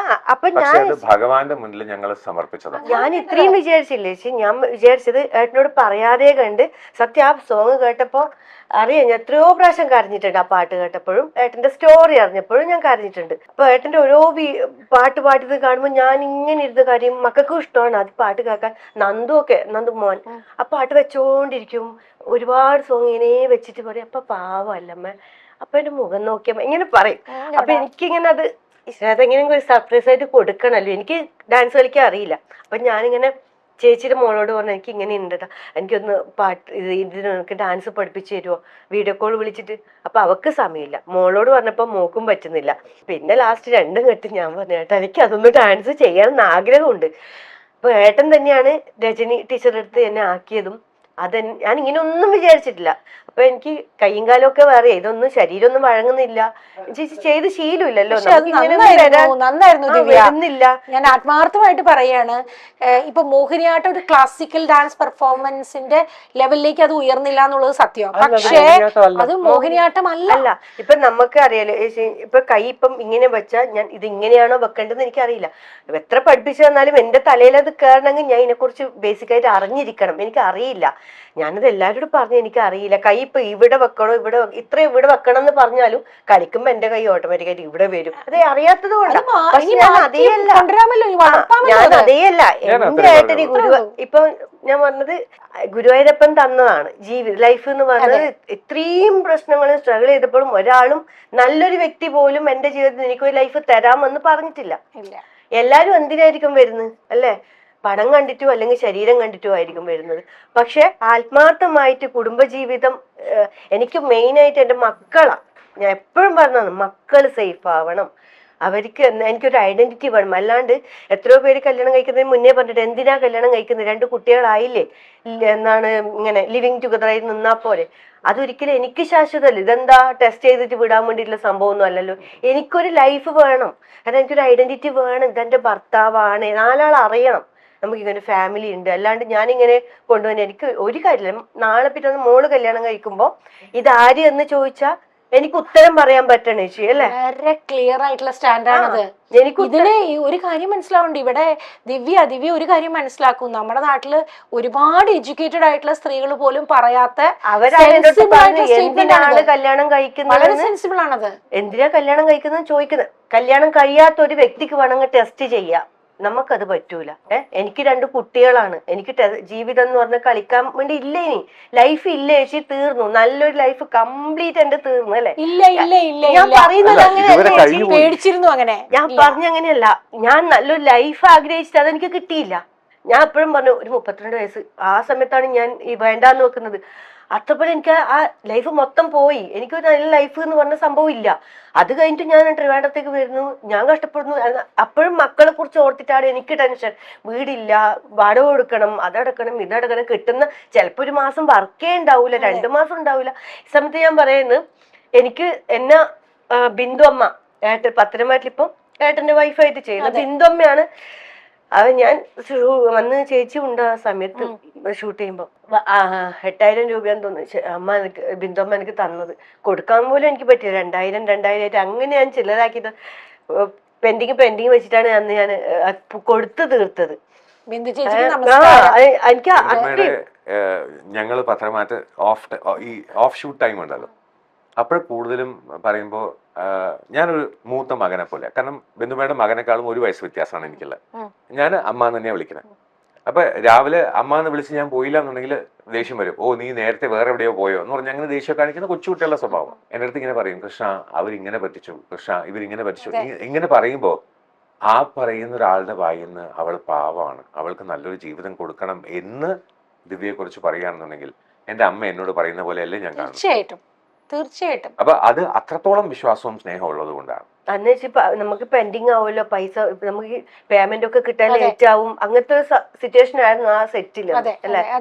അപ്പോഴാണ് എനിക്ക് ടെൻഷൻ ഇങ്ങനെ. അപ്പോഴാണ് ബിന്ദു എനിക്ക് തന്നത് ആ പൈസ. ഒരിക്കലും ഞാൻ മറക്കൂല അത്. അതുപോലെ തന്നെ ദിവ്യ എനിക്ക് തോന്നുന്നു ആ സമയത്ത് ബ്യൂട്ടീഷ്യൻ ബ്രൈഡലിനൊക്കെ പോവും അങ്ങനെയൊക്കെ. പിന്നെ പെയിൻ ഗസ്റ്റുകളെ നിർത്തിച്ചു. കാരണം പെയിൻ ഗസ്റ്റുകൾ നിർത്തിക്കാൻ കാരണം എന്ന് വെച്ചാൽ മക്കൾക്ക് ആളാവണം. ഞാൻ ലേറ്റായിട്ട് വീട്ടിലെത്തിയാലും മക്കൾക്ക് കുട്ടികളുണ്ടല്ലോ, ഈ ചേച്ചിമാരി എന്ന് പറഞ്ഞിട്ട്. അതുപോലെ തന്നെയായിരുന്നു ഞാൻ ഇപ്പോഴും ഞാൻ പറയുന്നത് പ്രിൻസി എന്ന് പറഞ്ഞ കുട്ടീനെ കുറിച്ചാണ്. പ്രിൻസി, മേഘ, ഇവരെ കുട്ടിയുടെ പേര് പെട്ടെന്ന് മറന്നു വരാം. അപ്പൊ ഈ പ്രിൻസി എന്ന് പറഞ്ഞ കുട്ടി അത്ര ഇവരെ അങ്ങനെയായിരുന്നു ചേച്ചി. ഞാൻ വീട്ടിൽ പോയി നിൽക്കും, അവള് വന്ന് നിൽക്കും, അമ്മേന്ന് വിളിക്കും. ആ ഒരു തന്നെയായിരുന്നു മക്കൾക്ക് അത്ര. അതുകൊണ്ട് ഞാൻ ഒരു 4 കുട്ടികളെ പെയിൻ ഗസ്റ്റ് ആയിട്ട് നിർത്തി. അവര് തരുമല്ലോ ചേച്ചി, നമുക്ക് വർക്കില്ലെങ്കിലും നമ്മൾ ഫുഡ് ഉണ്ടാക്കി കൊടുത്താൽ മതിയല്ലോ. നമ്മൾ ഉണ്ടാക്കുന്നതിൽ കുറച്ചധികം ഉണ്ടാക്കണം. അവർക്ക് നമ്മളെ വീട് പോലെ തന്നെ അവർക്ക് എടുത്ത് കഴിക്കാം. അത് എനിക്ക് ആശ്വാസമാണ്.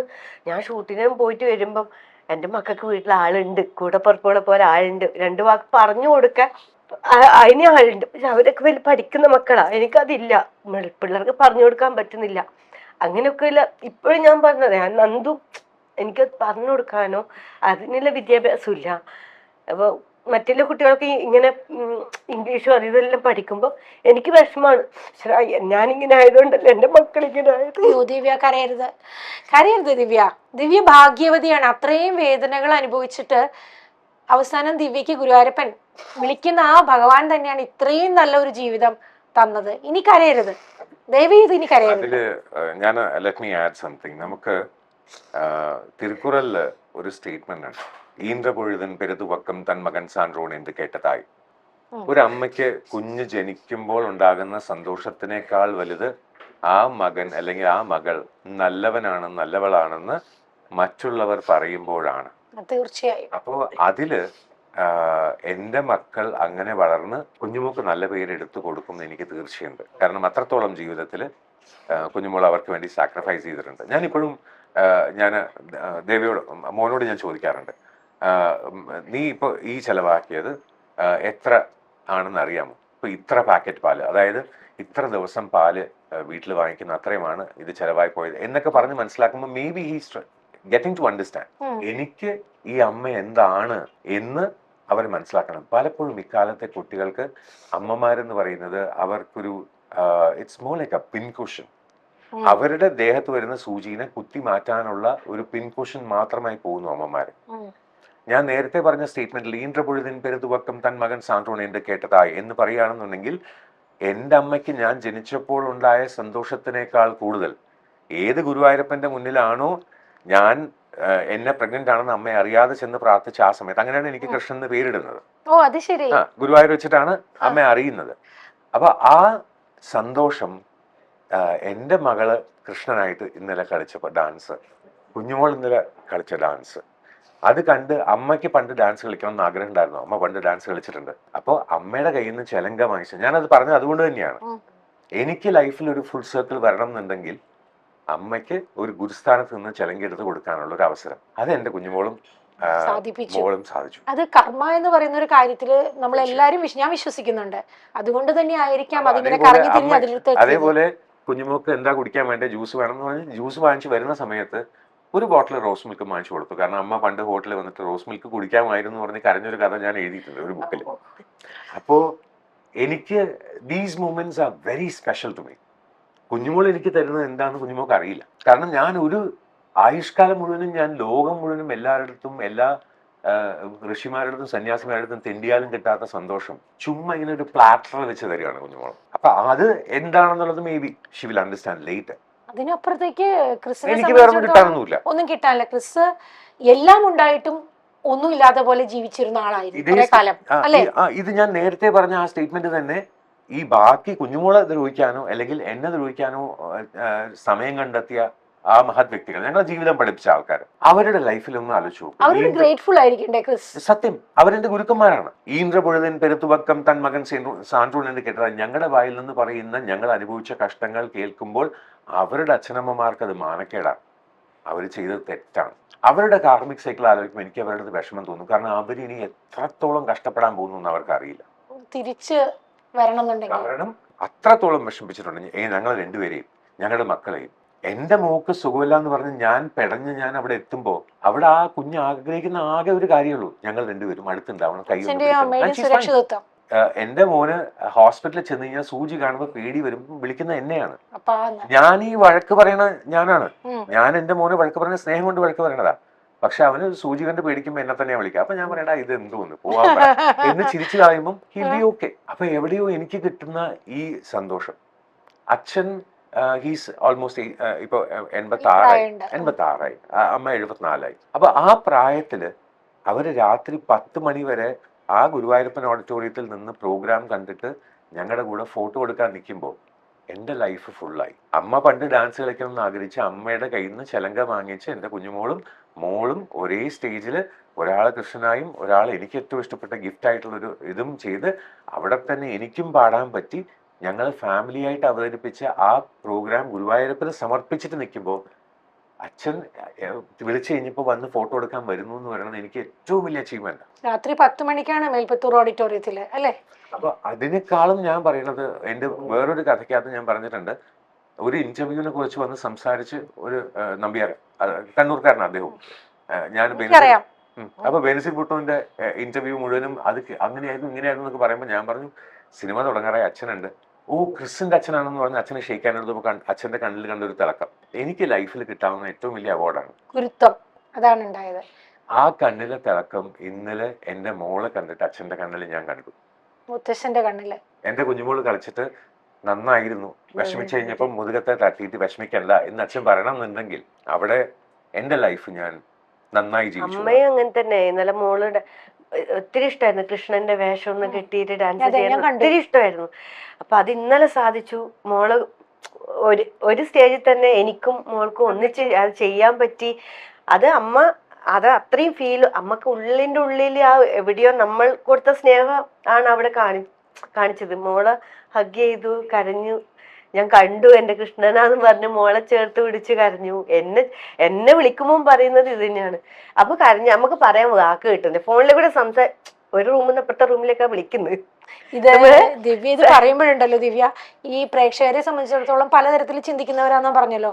അവര് കുറെ പേരെങ്കിലും ചിന്തിച്ചിട്ടുണ്ടാവും എങ്ങനെയാണ് കൃഷ്ണന്റെ അമ്മയും അച്ഛനും ഈ മരുമകളെ അവർക്ക് കൃഷ്ണന് വേണ്ടി അഡ്ജസ്റ്റ് ചെയ്യുവാണോ എന്നൊക്കെ ചിന്തിക്കുന്നവർക്ക് ഉള്ള ഉത്തരമാണ് ഇപ്പോ ദിവ്യ പറഞ്ഞത്. അല്ലെ, അമ്മക്ക് ശരിക്കും ഇതിന് വരുന്നില്ല. ഞാൻ ഏട്ടനോട് പറയുമ്പോ എനിക്കത് സങ്കടം വരുന്നു. അമ്മ കരയുന്ന.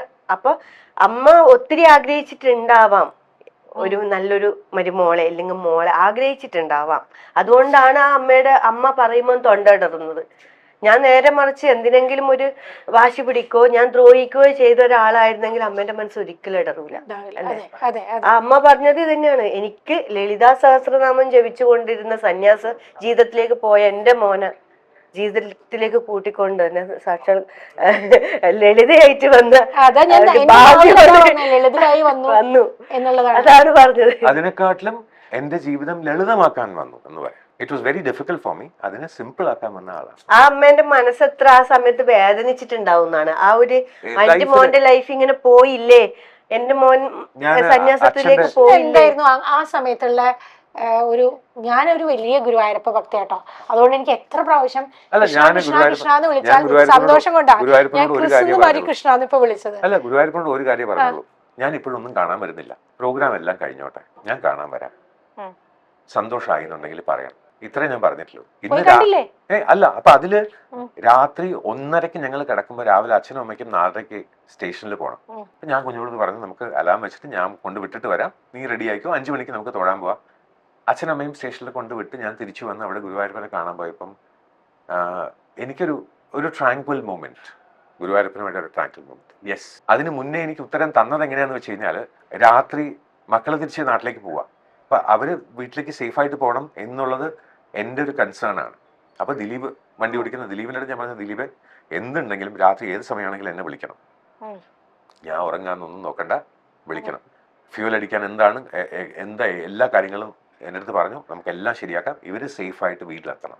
അത്രത്തോളം എനിക്ക് ട്രസ്റ്റ് ഉള്ളതാണ് ദിലീപിന്. കാരണം ദിലീപിന് 2 മക്കളുണ്ട്. അപ്പൊ അവർക്ക് വേണ്ടിയിട്ട് ഇപ്പോൾ കഴിഞ്ഞ പ്രാവശ്യം ഞങ്ങളുടെ കൂടെ വന്നു കഴിഞ്ഞപ്പം ആ മക്കൾക്ക് വേണ്ടിയിട്ട് ഡോൾ ഞങ്ങൾ ഗെയിം കളിച്ചാക്കി കൊടുത്തു കഴിഞ്ഞപ്പം ദിലീപിന് അതൊരു വലിയൊരു മൊമെന്റ് ആണ്. അപ്പോൾ രാത്രി പോകുന്നതിന് മുന്നേ ഒരു ചെറിയൊരു തട്ടുകടയിൽ ദോശ ഓർഡർ ചെയ്തിട്ട് എൻ്റെ മോള് ആ ദോശ എടുത്തിട്ട് she came and said thank you. അപ്പൊ എൻ്റെ മോൾ അങ്ങനെ പറയണം എന്നുണ്ടെങ്കിൽ ഗുരുവായൂരപ്പൻ ആൻസർ പറഞ്ഞു കഴിഞ്ഞു. ഇതുപോലെ കോഫി ഹൗസിൽ ഒരിക്കൽ ഞാൻ എൻ്റെ മോക്ക് ഞാൻ ഒരു വായ അങ്ങനെ കൊടുത്തപ്പോ 2 പേരും കൂടെ പൊട്ടിക്കരഞ്ഞത് എന്തിനാന്ന് എനിക്കറിയാം. മനസ്സിലായി, എനിക്കറിയാതെ. അപ്പൊ അവിടെ ഗുരുവായൂരപ്പൻ പറയുന്നത് വേറെ രീതിയിലാണ്. എന്നെ കളിയാക്കുന്നവരും കുഞ്ഞുമോളെ കളിയാക്കുന്നതും ഈ രോഗികളുടെ അടുത്തൊന്നും ഇത് പറഞ്ഞ് മനസ്സിലാക്കേണ്ട കാര്യമൊന്നുമില്ല. കാരണം അവർക്ക് ബേസിക് ആയിട്ട് ഒരു സാധാരണ സാമാന്യ ബുദ്ധി, മനുഷ്യന്റെ ഒരു തിരിച്ചറിവ്, ഒരു കോമൺ സെൻസ് അത്ര പോലും ഇല്ലാത്ത ആൾക്കാരാണ് ഈ സമയം ചെലവഴിച്ചിരുന്ന് ഈ കമന്റ് ചെയ്തുകൊണ്ടിരിക്കുന്ന രോഗികൾ. Let them do it. ഇനിയൊരു I pity them. ലൈറ്റ് ആയിട്ടൊരു കാര്യം ചോദിക്കണം എനിക്ക് ക്രിസിനോട്. ഇത്രയും ക്രിസ് പറഞ്ഞു, ഞാനും ഇമോഷണൽ ആവുന്നു. നിങ്ങൾ രണ്ടുപേരെയും പേഴ്സണലി അറിയുന്നതുകൊണ്ടാണ് എനിക്കും അത് ഫീൽ ചെയ്യുന്നത്. ക്രിസ് ചെറുപ്പത്തിൽ എല്ലാം തികഞ്ഞിട്ടുള്ള, നേരത്തെ പറഞ്ഞ ഒരു ചെറുപ്പക്കാരനായിരുന്നു. ക്രിസിന്റെ മനസ്സിൽ ഒരു ഭാര്യ എന്നുള്ളൊരു സങ്കല്പം ഉണ്ടായപ്പോ എന്തൊക്കെയായിരുന്നു? അതൊന്ന് മാറിയിട്ടുണ്ടോ ഇപ്പോ? ഭാര്യ ഞാനിപ്പോ ക്ലാസ് എടുക്കുന്ന ആ ലെവലിൽ തന്നെ പറയാം. Out of maturity may be എന്റെ ലൈഫ് ഞാൻ കണ്ടതിലായിരിക്കാം. മലയാള ഭാഷയിൽ ഭ എന്ന് വെച്ചാൽ വെളിച്ചം. അപ്പോൾ ഭ വെളിച്ചം എന്ന് പറഞ്ഞാൽ ഭയം എന്ന് പറഞ്ഞാൽ വെളിച്ചം ഇല്ലാതാകുമ്പോൾ മനുഷ്യന്റെ മനസ്സിലുണ്ടാകുന്ന ഫീലിംഗ് ഭയം. രാ എന്ന് വെച്ചാൽ ഇരുട്ട്. അതുകൊണ്ടാണ് 3 യാമങ്ങളിൽ ഇരുട്ടുള്ളത് കാരണം രാത്രി എന്ന് വിളിക്കുന്നത്. യ എന്ന് പറഞ്ഞാൽ ആരാണോ. അപ്പൊ ഇത് ചേർത്ത് കഴിയുമ്പോൾ ഭ ര യ എന്ന് ചേർത്ത് കഴിഞ്ഞാൽ ഭാര്യ എന്നുള്ള വാക്ക് മലയാളത്തിൽ അർത്ഥം ഇരുട്ടിലും വെളിച്ചത്തിലും കൂടെ ഉണ്ടാകുന്നവൾ ആരോ അവൾ മാത്രമാണ് ഭാര്യ. ഇരുട്ട് വരുമ്പം നീ നോയിക്കോ എന്ന് പറഞ്ഞ് പൊടിയും തട്ടി പോകുന്നവളല്ല. അല്ല, വെളിച്ചം വന്നപ്പോ അയ്യോ നീ മാത്രമാണ് എല്ലാം എന്ന് പറയുന്നവളല്ല. എന്റെ കുഞ്ഞുമോള് വിഷമം വരുന്ന സമയത്ത് എന്നെ വഴക്ക് പറയാനും അറിയാം, സ്നേഹമുള്ള സമയത്ത് എന്നെ സ്നേഹിക്കാനും. പിന്നെ അങ്ങനെ ദേഷ്യപ്പെടല്ലേ ഞാൻ പറഞ്ഞേ. ഈ ചില സമയത്തുണ്ടല്ലോ ഇങ്ങനെയുള്ള ബന്ധങ്ങളിൽ എനിക്ക് തോന്നുന്നത് ഈ റെസ്പെക്ട് കൂടിയിട്ട് വഴക്ക് പറയാൻ ഭയപ്പെടും. അതല്ലാതെ അങ്ങനെയല്ല, ഇപ്പൊ ആവശ്യമില്ലാത്ത അങ്ങനെയല്ല. ഏട്ടൻ ഫുൾ ടൈം വർക്കല്ലേ, റെസ്റ്റ് എടുക്കുകയേ ഇല്ല. അപ്പൊ ഞാന് അവിടെ ശരിയായ പുറത്തേക്ക് വന്നു. നമുക്ക് ബെനിഫിറ്റ് ഇല്ലെങ്കിലും ഏട്ടൻ കഷ്ടപ്പെടുന്നതിന് ബെനിഫിറ്റ് ഇല്ലെങ്കിൽ പിന്നെ ഏട്ടൻ അത് എടുക്കരുത്. ഏട്ടൻ എന്തിനാ മറ്റുള്ളവർക്ക് വേണ്ടി എന്തിനാ ഓവറായിട്ട് ചെയ്തു കൊടുക്കേണ്ട? നമുക്ക് കഷ്ടപ്പെടുന്ന, നമുക്കിപ്പോ ഒരു കുടുംബമുണ്ട്. അപ്പൊ ഞാൻ അങ്ങനെ പറയുന്നതാ, നമ്മൾക്ക് ഏട്ടൻ ബെനിഫിറ്റ് ഇല്ലാത്ത കാര്യം ഏട്ടൻ ഇത്രയും ഏട്ടന് രാവിലെ തൊട്ട് രാത്രി വരെ പണി പണി പണി പണി പണി. അപ്പം നമ്മളിപ്പോ ഏട്ടൻ്റെ വീട്ടിലും ഞാൻ എൻ്റെ വീട്ടിലും അങ്ങനെ തന്നെയാണ് ഇപ്പോഴും ഉള്ളത്. ഞാൻ പറയുന്നതെന്ന് വെച്ചാൽ അത് കുറെയൊക്കെ അറിയാം, അറിഞ്ഞുകൊണ്ട് നിങ്ങൾ ഒന്നിച്ചല്ലേ ജീവിക്കുന്നൊക്കെ ആക്കിയ കുറെ ഞരമ്പ് രോഗികളുണ്ട്. ഞാൻ ഇപ്പോഴും പറയുന്നത് എന്താ അറിയോ, നമുക്ക് എന്താണ് എപ്പോഴും അവരവരുടെ ജോലി അവരവരെടുക്കട്ടെ. നമുക്ക് താങ്ങായും തണലായും കൂടെ വേണം. ഏട്ടൻ എന്തെങ്കിലും വരുമ്പോൾ ഞാൻ കൂടെ വേണം, എനിക്കെന്തെങ്കിലും വരുമ്പോൾ മക്കൾക്ക് എന്തെങ്കിലും വരുമ്പോൾ ഏട്ടൻ നമ്മൾ കൂടെ വേണം. അതാണ് എൻ്റെ. അല്ലാണ്ട് നമ്മൾ എപ്പോഴും ഇവര് ഉദ്ദേശിക്കുന്നൊക്കെ വേറെയാ. നമുക്ക് അതല്ല ലൈഫ് എന്ന് പറയുന്നത്. അതായത് ഇപ്പോ 22, 23 വയസ്സുള്ള പെൺകുട്ടി 30 വയസ്സിൽ താഴെയുള്ള ഒരു പുരുഷനും കല്യാണം കഴിക്കുന്ന പോലെ അല്ല 40 വയസ്സെത്തിയ ഒരു സ്ത്രീയും 49 വയസ്സെത്തിയ ഒരു പുരുഷനും കല്യാണം കഴിയുമ്പോൾ കുറേം കൂടി ലൈഫിനെ കുറച്ചും കൂടി ബ്രോഡർ പെർസ്പെക്റ്റീവില് കാണാനും, അത് മാത്രമല്ല മെച്യൂർഡ് ആയിട്ട് കാണാനും പറ്റും. അതെ, നമുക്ക് ലൈഫ് അതെല്ലാം ആലോചിക്കുന്നത്. നമുക്ക് നമ്മൾ വർക്ക് ചെയ്യുന്ന എന്തിനാ, നമുക്ക് വേണ്ടിയിട്ട് തന്നെ അറിയാം. അപ്പൊ ഞാൻ ഇത്രയും ഞാൻ ഏട്ടൻ വർക്ക് ചെയ്യുമ്പോൾ ഞാൻ ഏട്ടന്റെ വീട്ടിലോട്ട് പോവില്ല. കാരണം അത് അവിടെ ഏട്ടൻ ലാബിലെ പരിപാടിയാണ്, മീൻസ് ലാബ് എന്നല്ല, ആ വർക്കിന് ഏട്ടന് ബെനിഫിറ്റ് കിട്ടുന്നതാണ്. ഞാൻ പോയാൽ അത് തടസ്സമാവാൻ പാടില്ല. കാരണം ഏട്ടൻ ചെയ്യുന്നത് നമുക്ക് വേണ്ടിയിട്ട് തന്നെയാണ്, മറ്റുള്ളൊരു കാര്യക്കും വേണ്ടിയല്ല. അപ്പൊ ഏട്ടൻ അതിനും പുറമെ ഒരുപാട് ടെൻഷൻ തലയിൽ കയറ്റി വെക്കും. ഇഷ്ടംപോലെ ഉണ്ട്, എന്നാലും തലയിൽ കയറ്റി ഒരുപാട് വെക്കുമ്പോ കുറച്ച് ഈ ഒരു വഴക്കും ഈ പറഞ്ഞ അതാ ഞാൻ പറഞ്ഞത്, അല്ലാണ്ട് അത് ആവശ്യമായിരുന്നു, ക്രിസ്റ്റിന് അത് ആവശ്യമായിരുന്നു. അങ്ങനെയല്ല, നേരത്തെ അങ്ങനെ ഒരു ഭാര്യ അങ്ങനെ ഞാൻ പറയാൻ അമ്മയുടെ അടുത്ത് അതിലൊരു സന്തോഷം ഇല്ലേ? ഞാൻ ഇപ്പൊ കഴിഞ്ഞ ആനിവേഴ്സറിക്ക് കൊടുത്ത ബുക്കിനകത്ത് ഒരു വരിയുണ്ട്, എനിക്ക് വീട്ടിലേക്ക് തിരിച്ചു വരാനുള്ള കാരണം അത് നീയാണ്. അല്ലെങ്കിൽ 86 വയസ്സായ അച്ഛൻ, 74 വയസ്സായ അമ്മ, അവര് രാത്രി 10 മണിയായ അവർ ഉറങ്ങിപ്പോവും. ഞാൻ രാവിലെ വരെ തിരിച്ചു വന്നില്ല എന്നുണ്ടെങ്കിൽ അവരറിയില്ല. എനിക്ക് എന്താ പറ്റിയെന്ന് ചോദിക്കാൻ അവർക്ക് രാവിലെ മാത്രമേ ചിന്തിക്കാൻ പറ്റുള്ളൂ, കാരണം അവർക്ക് പ്രായമായി. എനിക്ക് വീട്ടിലേക്ക് വരാൻ എൻ്റെ 10 വയസ്സായ മോൻ, അവന് വേണ്ട ഒരു കാര്യം എന്താണ്, അതെനിക്ക് ചെയ്യണം. എൻ്റെ മോക്ക് കോളേജിൽ പോകുമ്പോൾ ഇനി എന്താ ആവശ്യം, എൻ്റെ കുഞ്ഞുമോക്ക് ഇനി നാളെ എന്താണ് ആവശ്യമുള്ളത്, എൻ്റെ വീട്ടിൽ സെറയും സെറയുടെ കുട്ടികളും ഓക്കെ ആണോ എന്നൊക്കെ ചിന്തിക്കാൻ എനിക്ക് കുറേ ചിന്തകൾ തന്നിട്ടുള്ളത് തന്നെ വലിയ അനുഗ്രഹമല്ലേ? അതിൽ കൂടുതൽ എനിക്ക് എന്തെങ്കിലും ആവശ്യമുണ്ടോ? പിന്നെ നമ്മൾ എത്ര ഞാൻ പറഞ്ഞത്, ആ സമയത്ത് ഏട്ടി വേണ്ടാത്ത വർക്കൊക്കെ എടുക്കുമ്പം റെസ്റ്റ് എടുത്തൂടെ, അതേ ചോദിച്ചിട്ടില്ല. അല്ല അത് കുഴപ്പമില്ല. അല്ല അതുണ്ടല്ലോ ദിവ്യ, ഈ ചോദിക്കുന്ന ക്രിസ് എൻജോയ് ചെയ്യണ്ടോ ഉള്ളിൽ കൂടി ഇല്ലേ? ഇപ്പൊ വേണ്ടാത്ത വർക്ക് എന്ന് പറയുന്നത് ഇപ്പൊ അമ്മയും ചോദിക്കാറുണ്ട്. ഞാന് ഒരു 2018, 2019 കാലഘട്ടം തൊട്ട് ഞാൻ ഒരു കൗൺസിലിംഗ് സൈക്കോളജിസ്റ്റ് ആണ്. അതെ. അപ്പോൾ ഈ കൗൺസിലിംഗ് സൈക്കോളജി എന്ന് പറയുമ്പോൾ എല്ലാവർക്കും അറിയാം, അത് വളരെ ഹൈലി പെയ്ഡ് പ്രൊഫൈലുള്ള ഒരു ഫീൽഡായി മാറിക്കഴിഞ്ഞു. അതായത് ഒരു സൈക്കോളജിസ്റ്റിനെ കാണുക എന്ന് പറഞ്ഞു കഴിഞ്ഞാൽ പൈസ കൊടുത്തിട്ട് എന്ത് സംഭവിക്കും എന്നറിയാതെ വെയിറ്റ് ചെയ്ത് നിൽക്കുന്ന ഒരു അവസ്ഥയാണ്. അപ്പൊ അതിൽ നിന്നും ഒരു വ്യത്യാസം വന്നത് എൻ്റെ ഒരു വൺ ഓഫ് മൈ പേഷ്യൻസ്, ഒരു കൊച്ചു പയ്യൻ, അവൻ വന്നിട്ട് അവന്റെ വിഷമങ്ങൾ മുഴുവൻ പറഞ്ഞു. ആര് കേട്ടാലും തകർന്നു പോകും. 23 വയസ്സായ ഒരാൾക്ക് ഇത്രയും സ്ട്രെസ് ആവശ്യമാണോ എന്ന് നമ്മൾ ചിന്തിച്ചു പോകും. സെഷൻ കഴിഞ്ഞു, ഹി ബിക്കെയിം ഓക്കെ. അന്ന് അവന്റെ പോക്കറ്റിൽ നിന്ന് അവൻ 100 എടുത്തിട്ട് പറഞ്ഞു, ചേട്ടാ എൻ്റെ ഈ 100 രൂപയേ ഉള്ളൂ, ഞാൻ എന്താ ചെയ്യാം? ഞാൻ പറഞ്ഞു, മോനെ നീ പൊക്കോ, എപ്പോൾ നിനക്ക് ആവശ്യമുണ്ടെങ്കിലും ഈ ഡോറ് നിനക്ക് തട്ടി തുറന്നു വരാം, ആരും ചോദിക്കാൻ പോകില്ല. ഞാനില്ല എന്നുണ്ടെങ്കിൽ അച്ഛനമ്മ ഉണ്ടാവും, കയറി അകത്തിരിക്കാൻ എന്നെ വിളിക്കാം, ഞാൻ വരും. എൻ്റെ ബാക്കിയുള്ള പേഷ്യൻസിനോട് ഞാൻ പറയാനുള്ളത് അത്രയേ ഉള്ളൂ, നിങ്ങൾക്ക് ആവശ്യമുള്ളപ്പം ഞാൻ ഉണ്ടാവാൻ മാക്സിമം ഞാൻ ശ്രമിക്കും. എന്നെ കൊണ്ട് ചെയ്യാൻ പറ്റുന്നതില്ല കഴിവിന്റെ പരമാവധി ഞാൻ ചെയ്യാം. നിങ്ങളുടെ മനസ്സ് ഓക്കെ ആവണം, അത് മാത്രമേ ആഗ്രഹം. അതിനുശേഷം ഞാൻ പൈസ വാങ്ങിക്കുന്നത് നിർത്തി. അതായത് മനസ്സിന് നമുക്ക് പൈസ പറയാൻ പറ്റില്ല. ചില ആൾക്കാർ പറയും, ഇല്ല ഞങ്ങൾ ഇൻസിസ്റ്റ് ചെയ്യും. അങ്ങനെയാണെങ്കിൽ ഭഗവാന്റെ മുന്നിൽ വെച്ചോളൂ, അമ്മയ്ക്ക് പച്ചക്കറിക്ക് വാങ്ങിക്കാനുള്ള പൈസയായി, അവിടെ വെച്ച് കഴിഞ്ഞാൽ അവിടെ വെക്കാം, കുഴപ്പമില്ല. ഇല്ല ഒന്നും വേണ്ട, നിങ്ങൾ പൊക്കോളൂ. എന്റെ സുഹൃത്തുക്കളോട് ഞാൻ പറയും, വാശി പിടിക്കേണ്ട കാര്യമില്ല, പൊക്കോളൂ. പക്ഷെ ക്രിസ്, അത് നമ്മളെ ചില സമയത്ത്, ഞാനും ഒരു കൗൺസിലിംഗ് സൈക്കോളജിസ്റ്റ് ആണ്, അറിയാലോ, അപ്പൊ പലപ്പോഴും അതിന് മുതലെടുക്കുന്ന സിറ്റുവേഷൻ വരാറുണ്ട്. ഞാൻ അനുഭവിച്ചിട്ടുള്ളത്, അതുകൊണ്ട് എനിക്ക് അവസ്ഥ അറിയുന്നതുകൊണ്ടാണ് ഞാനത് പറഞ്ഞത്. അവോയ്ഡ് ചെയ്യാൻ പറ്റുന്ന കാര്യം അത്രയാണെങ്കിൽ ചെയ്യാം. മീൻസ് മുതലെടുക്കുന്നത് ഒരുപാട് ആൾക്കാർ ഞാൻ എന്താ അറിയോ ദിവ്യ, ഈ ക്രിസ്റ്റിനൊക്കെ പറ്റുന്ന കാര്യങ്ങൾ ഇപ്പൊ എന്റെയും അനുഭവമാണത്. ഇപ്പൊ പല സൈക്കോളജിസ്റ്റിന്റെ അടുത്ത് നമ്മൾ കൗൺസിലിംഗിന് ചെല്ലുന്നവര് 1 മണിക്കൂറിനൊരു എമൗണ്ട് ഫിക്സ് ചെയ്തിട്ടുണ്ട്. ലെറ്റ് ഇറ്റ് ബി 1000 രൂപ 2000 രൂപയായിരിക്കും. ആ 1 മണിക്കൂർ കഴിഞ്ഞാൽ അവിടെ അവർ കട്ട് ചെയ്യാണ്, പിന്നെ അടുത്ത സെഷനിൽ വരാൻ പറയുന്നത്. ഈ മനസ്സെന്ന് പറയുന്ന ഒരു കാര്യം ഉണ്ടല്ലോ, നമുക്ക് കഥ പറഞ്ഞ് നിർത്തി തുടരും, അടുത്ത ദിവസം പറയാമോ എന്ന് പറയില്ലേ, പറയാൻ പറ്റില്ല എപ്പോഴും. അപ്പോൾ ക്രിസ്റ്റിനെ സംബന്ധിച്ചിടത്തോളം ഒരു പേഷ്യന്റ് വന്നു കഴിഞ്ഞാൽ അയാളുടെ മനസ്സ് തുറക്കുന്നത് പറഞ്ഞ് തോർന്ന് തീരുമ്പോഴേ നിർത്താൻ പറയാൻ പറ്റുള്ളൂ. എന്റെ ഒരു സെഷൻ ഒരു സെഷൻ 6 മണിക്കൂർ ഞാൻ വെയിറ്റ് ചെയ്തിരുന്നിട്ടുണ്ട്. ഫോൺ പോലും അറ്റൻഡ് ചെയ്യാതെ 6 മണിക്കൂർ ഞാൻ അവർ പറയുന്നത് കേട്ടിട്ടുണ്ട്. കാരണം അത്രത്തോളം കഷ്ടപ്പാട് അനുഭവിച്ച കേസസ് ഞാൻ ഹാൻഡിൽ ചെയ്തിട്ടുണ്ട്. അപ്പൊ അതില് ഞാൻ പിന്നെ കാണുന്നത്, അവർ ഓക്കെ ആയിട്ട് സമാധാനമായിട്ട് അവരെന്നെ മറന്നു പോകുന്ന ലെവലിലേക്ക് പോയി കഴിഞ്ഞാൽ പിന്നെ ഞാൻ ഹാപ്പിയാണ്. എനിക്ക് മനസ്സിലാവുന്നുണ്ട് ക്രിസ്, ഇത് ഞാൻ ആ ഒരു ജോലി ഞാനും ചെയ്യുന്നതുകൊണ്ട് എനിക്കത് അറിയാം. എന്റെ ഭർത്താവും ചിലപ്പോ എന്നെ വഴക്ക് പറയാറുണ്ട്, ഇത് എന്താണിത് എന്ന് ചോദിച്ചിട്ട്. അത് പറയാൻ ഒരാൾ വേണം വീട്ടിൽ. ഇതൊരു നല്ല കാര്യം എന്ന് പറയാം, പക്ഷെ അല്ലാണ്ടും ആരെങ്കിലും നമ്മിപ്പോ ഓപ്പണായിട്ട് വന്ന് ഇപ്പൊ ഒരു ഇനോഗ്രേഷൻ വിളിക്കുന്നു, അല്ലെങ്കിൽ ഒരു ഫംഗ്ഷന് വിളിക്കുന്നു, അല്ലെങ്കിൽ സ്കൂൾ ഫംഗ്ഷനോ അല്ലെങ്കിൽ എന്തോ, അങ്ങനെ ഒരാളും വെറുതെ പോയിട്ട് ആർക്ക് ചെയ്തു കൊടുക്കില്ല. ഏട്ടൻ ചോദിച്ചേ അല്ല, എനിക്ക് മനസ്സിലാവും.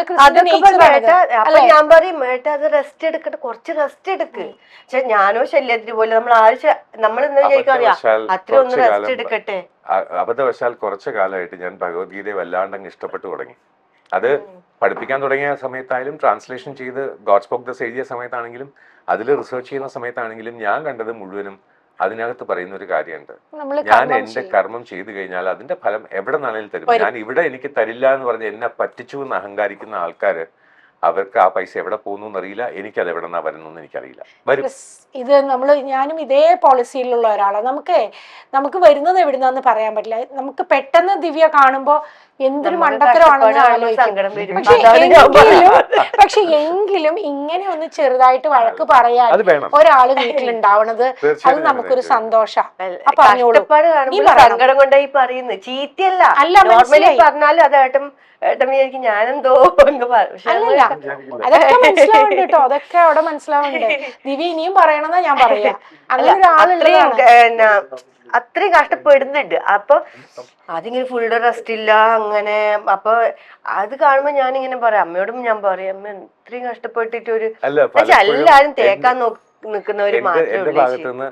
അമ്മയോടും പറഞ്ഞ് മനസ്സിലാക്കാൻ പറ്റില്ല, കുഞ്ഞുമോളോടും പറഞ്ഞ് മനസ്സിലാക്കാൻ പറ്റില്ല, മക്കളോടും പറയാൻ പറ്റില്ല, അച്ഛനോടും പറയാൻ പറ്റില്ല. അപ്പൊ ശരി, അത് അവിടെ ഇരിക്കട്ടെ എന്ന് പറഞ്ഞ് മാറ്റി വെക്കാനേ പറ്റുള്ളൂ. അല്ല, ഇപ്പൊ സത്യം പറഞ്ഞാൽ ക്രിസ് സ്നേഹം കൊണ്ട് ശ്വാസം മുട്ടിക്കൊണ്ടിരിക്കുക. എല്ലാ വശത്തും സ്നേഹമാണ് അല്ലെ, സന്തോഷവും സ്നേഹമാണ്. അല്ല, ആരും സ്നേഹിച്ചിട്ടില്ല എന്ന് ഞാൻ പറയുന്നില്ല. സ്നേഹം കൊണ്ട് സ്വാതന്ത്ര്യം ഇല്ലാതായിട്ടുണ്ട്. ഞാൻ ഇന്ന് കൂടി പറഞ്ഞ എന്താ അറിയാ, ഞാൻ സത്യേട്ടനോട് ചോദിച്ചിരിക്കുന്നു, എനിക്ക് വർക്കില്ല, വർക്ക് കുറഞ്ഞു, നല്ലോണം കുറഞ്ഞു. എന്താ കാരണം എന്താണെന്നൊന്നും എനിക്കറിയില്ല, വർക്ക് കുറഞ്ഞു. ഒന്നിക്ക് ഞാൻ അഭിനയിക്കാൻ അറിയാത്ത ഒരു ആർട്ടിസ്റ്റ് ആയിരിക്കണം, അല്ലല്ലോ. എന്നിട്ടും ബാക്കി പിന്നെ നമുക്കറിയാലോ. 2 ചാനലിന് ഞാൻ പോയി ഔട്ടായി. എങ്ങനെയാണെന്നൊന്നും എനിക്കറിയില്ല. അല്ലെങ്കിൽ കാസ്റ്റിംഗ് എന്നെ വല്ലാണ്ട് ഹേർട്ട് ചെയ്ത കാര്യമാണ്. അപ്പൊ എനിക്ക് വർക്ക് കുറഞ്ഞപ്പോ ആകെ സുഗമോദി ദേവി മാത്രമേ ഇപ്പൊ ചെയ്യുന്നുള്ളൂ. അത് 2 ദിവസം 3 ദിവസം അത്രേ കിട്ടുള്ളൂ. ഒരു മാസത്തെ കാര്യമാണ്. ഞാൻ ചുമ്മാ ഇരിക്കുകയാണ് വീട്ടില് ചുമ്മാ അല്ല, വീട്ടിലെ പണിയുണ്ട്. ഞാൻ വീട്ടമ്മയായിട്ട് തന്നെയാണ്. അതന്നെയാണ് എന്റെ ആഗ്രഹം. അത് ഞാൻ തീർച്ചയായും എൻജോയ് ചെയ്യുന്നുണ്ട്. അപ്പൊ ഞാൻ ഇങ്ങനെ പറഞ്ഞ ഏട്ടാ, ചിലവർ പറയൂല അങ്ങനെ ഒന്നും പറയാം. പക്ഷെ എനിക്ക് എന്റെ മനസ്സിൽ ഞാൻ അങ്ങനെ ശീലമില്ല. അതുകൊണ്ട് ഞാൻ എന്നോട് എപ്പോഴും പറയും, ഏട്ടൻ ഒറ്റയ്ക്ക് കഷ്ടപ്പെടില്ല ഏട്ടാ, അത് വാങ്ങി ഇത് വാങ്ങിത്തരാം, ഞാൻ വാങ്ങിത്തരാന്നൊക്കെ പറയുമ്പോ ഞാൻ പറയും, ഏട്ടാ ഇല്ലല്ല ഏട്ടാ, ഏട്ടൻ തന്നെയല്ലേ ഒറ്റയ്ക്ക് ചെയ്യുന്ന ഏട്ടാ, എനിക്ക് പണിയുണ്ടെങ്കിൽ ഞാനും കൂടി ടെൻഷൻ. ഇന്ന് ഞാൻ കഴിച്ചോണ്ടിരിക്കുമ്പോ പറഞ്ഞതാ, ഏട്ടാ അതിനെ അത് പോയില്ല ഏട്ടാ, ഇത് ഇത്ര ചെലവ്, പക്ഷെ ഞാനും കൂടി ഉണ്ടെങ്കിൽ ഞാനും കൂടി സഹായിക്കട്ടെ ആയിരുന്നില്ല ഏട്ടാ. ഇങ്ങനെ പറഞ്ഞോണ്ട് നീ ഭാര്യയായിട്ടിരുന്നാ മതി, വേറെ ഒന്നും ചെയ്യണ്ട. അതെന്താന്നറിയോ ദിവ്യ, ക്രിസ് അതങ്ങനെ പറയുന്നത് എനിക്ക് തോന്നുന്ന ഒരു കാര്യം, ഇങ്ങനെ പറയാൻ പറ്റുന്ന ഒരു സ്ത്രീ ഭാര്യയായിരിക്കുക, അതാണ് ആവശ്യം. അതാണ് കഷ്ടപ്പെടുമ്പോ ഒരു ടെൻഷൻ. എനിക്ക് അറിയാം ഏട്ടന്, അതുകൊണ്ടാണ് എനിക്ക് ഇങ്ങനെ ഉള്ളുന്ന അത് പറഞ്ഞുകൊണ്ടിരിക്കുക. അപ്പൊ ഞാൻ പറയും, നീ എന്നോട് പറഞ്ഞു അത് പറയല്ലേ, പൈസന്റെ പറയല്ലേ. ഞാൻ പറഞ്ഞല്ല ഏട്ടാ, ഒരു ജീവിതം കൊണ്ടുപോകണമെങ്കിൽ 2 നയിച്ചാലും ഇന്നത്തെ കാലത്ത് പറ്റുന്നില്ല. അപ്പൊ ഏട്ടൻ കഷ്ടപ്പെടുകയാണ് അതിന് വേണ്ടി. അതുകൊണ്ട് ഒരു മനസ്സിലൊരു വിഷമം, എന്റെ വർക്ക് പോയി, അതെങ്ങനെ പോയി എന്ന് അറിയുന്നില്ല. ആകെ ഇത്ര പോലെ വർക്ക് പോയി 2 ദിവസമൊക്കെ എങ്ങനെ പോകും, എല്ലാ കാര്യം ചെയ്യണം, മോളെ ഫീസ്, മോന്റെ ഇത് നോക്കണം, അങ്ങനെ ടെൻഷൻ. പറഞ്ഞു. എന്നാലും എന്തായാലും ദിവ്യ പറയുന്നിടത്ത് ദിവ്യ ഇൻഡിപെൻഡന്റ് ആയിട്ടുള്ള ഒരു സ്ത്രീ ആയിരുന്നു. അതുകൊണ്ട് ഇനിയും ചെയ്യണമെന്ന് ആഗ്രഹിക്കുന്നത് തെറ്റായ കാര്യമല്ലല്ലോ. നമ്മളൊരു ഫാമിലിയാണ്. അതായത് യൂണിറ്റ് ആയത് ഇതില് 4 വീലും ഒരേ ഡയറക്ഷനിലേ പോവാം. ഞാൻ ഇൻഡിപെൻഡന്റ് ആണെന്ന് പറഞ്ഞിട്ട് ഒരു വീൽ റൈറ്റിലേക്ക് മറ്റേ ലെഫ്റ്റിലേക്ക് പോയി കഴിഞ്ഞാൽ 2ആയിട്ട് പൊളിഞ്ഞു പോകും. അപ്പൊ അതുകൊണ്ട് എനിക്ക് അത് മനസ്സിലാക്കാം. ഓക്കെ, അത് മനസ്സിലാക്കുക എന്നുള്ളതേ ഉള്ളൂ. അത് ചിലപ്പോ ജോലി ഇല്ലാണ്ടായിരിക്കാം കുറച്ചു നാളത്തേക്ക്, അത് കഴിഞ്ഞ് വീണ്ടും വന്നേക്കാം. അത് നേരെ തിരിച്ച് ഇപ്പുറത്തും വരാൻ കേട്ടോ ദിവ്യ. ഇപ്പൊ ക്രിസ്റ്റിന് കുറച്ച് ദിവസം പണിയില്ലാതെ വന്നിട്ട് ദിവ്യക്ക് പൈസ ഉണ്ടാവാം. അല്ല, എനിക്ക് ലൈഫ് അറിയുന്നോണ്ട് തന്നെയാണ് ഞാൻ പറഞ്ഞത്, എന്തിനും കൂടെ ഉണ്ടാവും. കാരണം ഞാൻ ഒരു ലൈഫ് ആഗ്രഹിച്ച ഒരാളാണ്, സ്നേഹം ആഗ്രഹിച്ച ഒരാളാണ്. അതെനിക്ക് ഞാൻ ഇപ്പം പറഞ്ഞല്ലേ നല്ലോണം തരുന്നുണ്ട്. മക്കൾക്ക് നല്ലൊരു അച്ഛനായിട്ട്, നല്ലൊരു ഭർത്താവായിട്ട് ഏട്ടനുണ്ട്, നല്ലൊരു മോനായിട്ട് മോനായിട്ടും, ചേച്ചിക്ക് ആങ്ങളയായിട്ടും ഉണ്ട്, പുഷ്പ ചേച്ചിക്ക് സൗമ്യ ചേച്ചിക്ക് ഒരു ആങ്ങളയായിട്ടും എല്ലാം ഉണ്ട്. എല്ലാം കൊണ്ടും ദൈവത്തിന്റെ ഗിഫ്റ്റ്, ഗോഡ് ഗിഫ്റ്റ് എന്ന് പറയും. പക്ഷെ ഇനിയിപ്പോ നിങ്ങൾ രണ്ടും 2 യൂണിറ്റ് അല്ല, ഒരു യൂണിറ്റ് ഒറ്റ ഒന്നായി മാറി. അതുകൊണ്ട് തന്നെ നിങ്ങൾക്ക് രണ്ടുപേർക്കും ഒരുമിച്ച് ചെയ്യാൻ പല കാര്യങ്ങളും പറ്റുന്നതാണ് എനിക്ക്. ഉണ്ട്, തീർച്ചയായിട്ടും. ഇപ്പോ കഴിഞ്ഞ ഒരു വർഷത്തിനകത്ത് ഞങ്ങളിപ്പോ ഫസ്റ്റ് ആനിവേഴ്സറി നമ്മള് ഒരാളെ മനസ്സിലാക്കാൻ 2 സെക്കൻഡോ 3 സെക്കൻഡോ മതി. അതിനുശേഷമുള്ളത് മുഴുവനും ആ അണ്ടർസ്റ്റാൻഡിങ് ശരിയാണെന്ന് പറയുന്നത് 1 വർഷമാണ് ഞങ്ങൾക്ക് ഇപ്പൊ ഉണ്ടായത്. ആ ആദ്യത്തെ 2-3 സെക്കൻഡിൽ ഞങ്ങൾ തമ്മിൽ മനസ്സിലാക്കിയത്, അതായത് തീർത്ഥയാത്രയ്ക്ക് ഡ്രൈവറായിട്ട് വരാമെന്ന് പറഞ്ഞപ്പോൾ ഡ്രൈവറായിട്ട് വേണ്ട എന്റെ കൂടെ വന്നാൽ മതി എന്ന് പറഞ്ഞ കുഞ്ഞുമോളും, അങ്ങനെയാണോ? അപ്പൊ ശരി. അങ്ങനെയുള്ള ആ ഒരു അണ്ടർസ്റ്റാൻഡിങ് ഇപ്പൊ കുറച്ചുകൂടെ ഊട്ടി ഉറപ്പിച്ച് സ്റ്റേജിൽ കയറാൻ പറ്റില്ല എന്ന് വാശി പിടിച്ച കുഞ്ഞുമോൾ ഒന്ന് ഗംഭീരമായിട്ട് സ്റ്റേജിൽ കയറും, സംസാരിക്കും, പാട്ട് പാടും. അതായത് സ്പീച്ചസ് സ്കൂളിൽ കുട്ടികളെ ഗൈഡ് ചെയ്യുന്ന രീതിയിലുള്ള നല്ലൊരു അമ്മയായിട്ട് സംസാരിക്കുന്നുണ്ട്. എൻ്റെ കുഞ്ഞുമോക്ക് ഇപ്പോൾ ഡാൻസ് കളിക്കണം എന്ന് ആഗ്രഹമുണ്ട്. എനിക്ക് വേണ്ടി പ്രസന്റ് ചെയ്ത ഗിഫ്റ്റ് വളരെ നന്നായിരുന്നു. അത് ഫസ്റ്റ് ആനിവേഴ്സറിക്ക് ഗുരുവായൂരപ്പൻ്റെ മുന്നിൽ ചെയ്യാൻ സാധിച്ചു എന്നുള്ളത് വലിയ കാര്യം.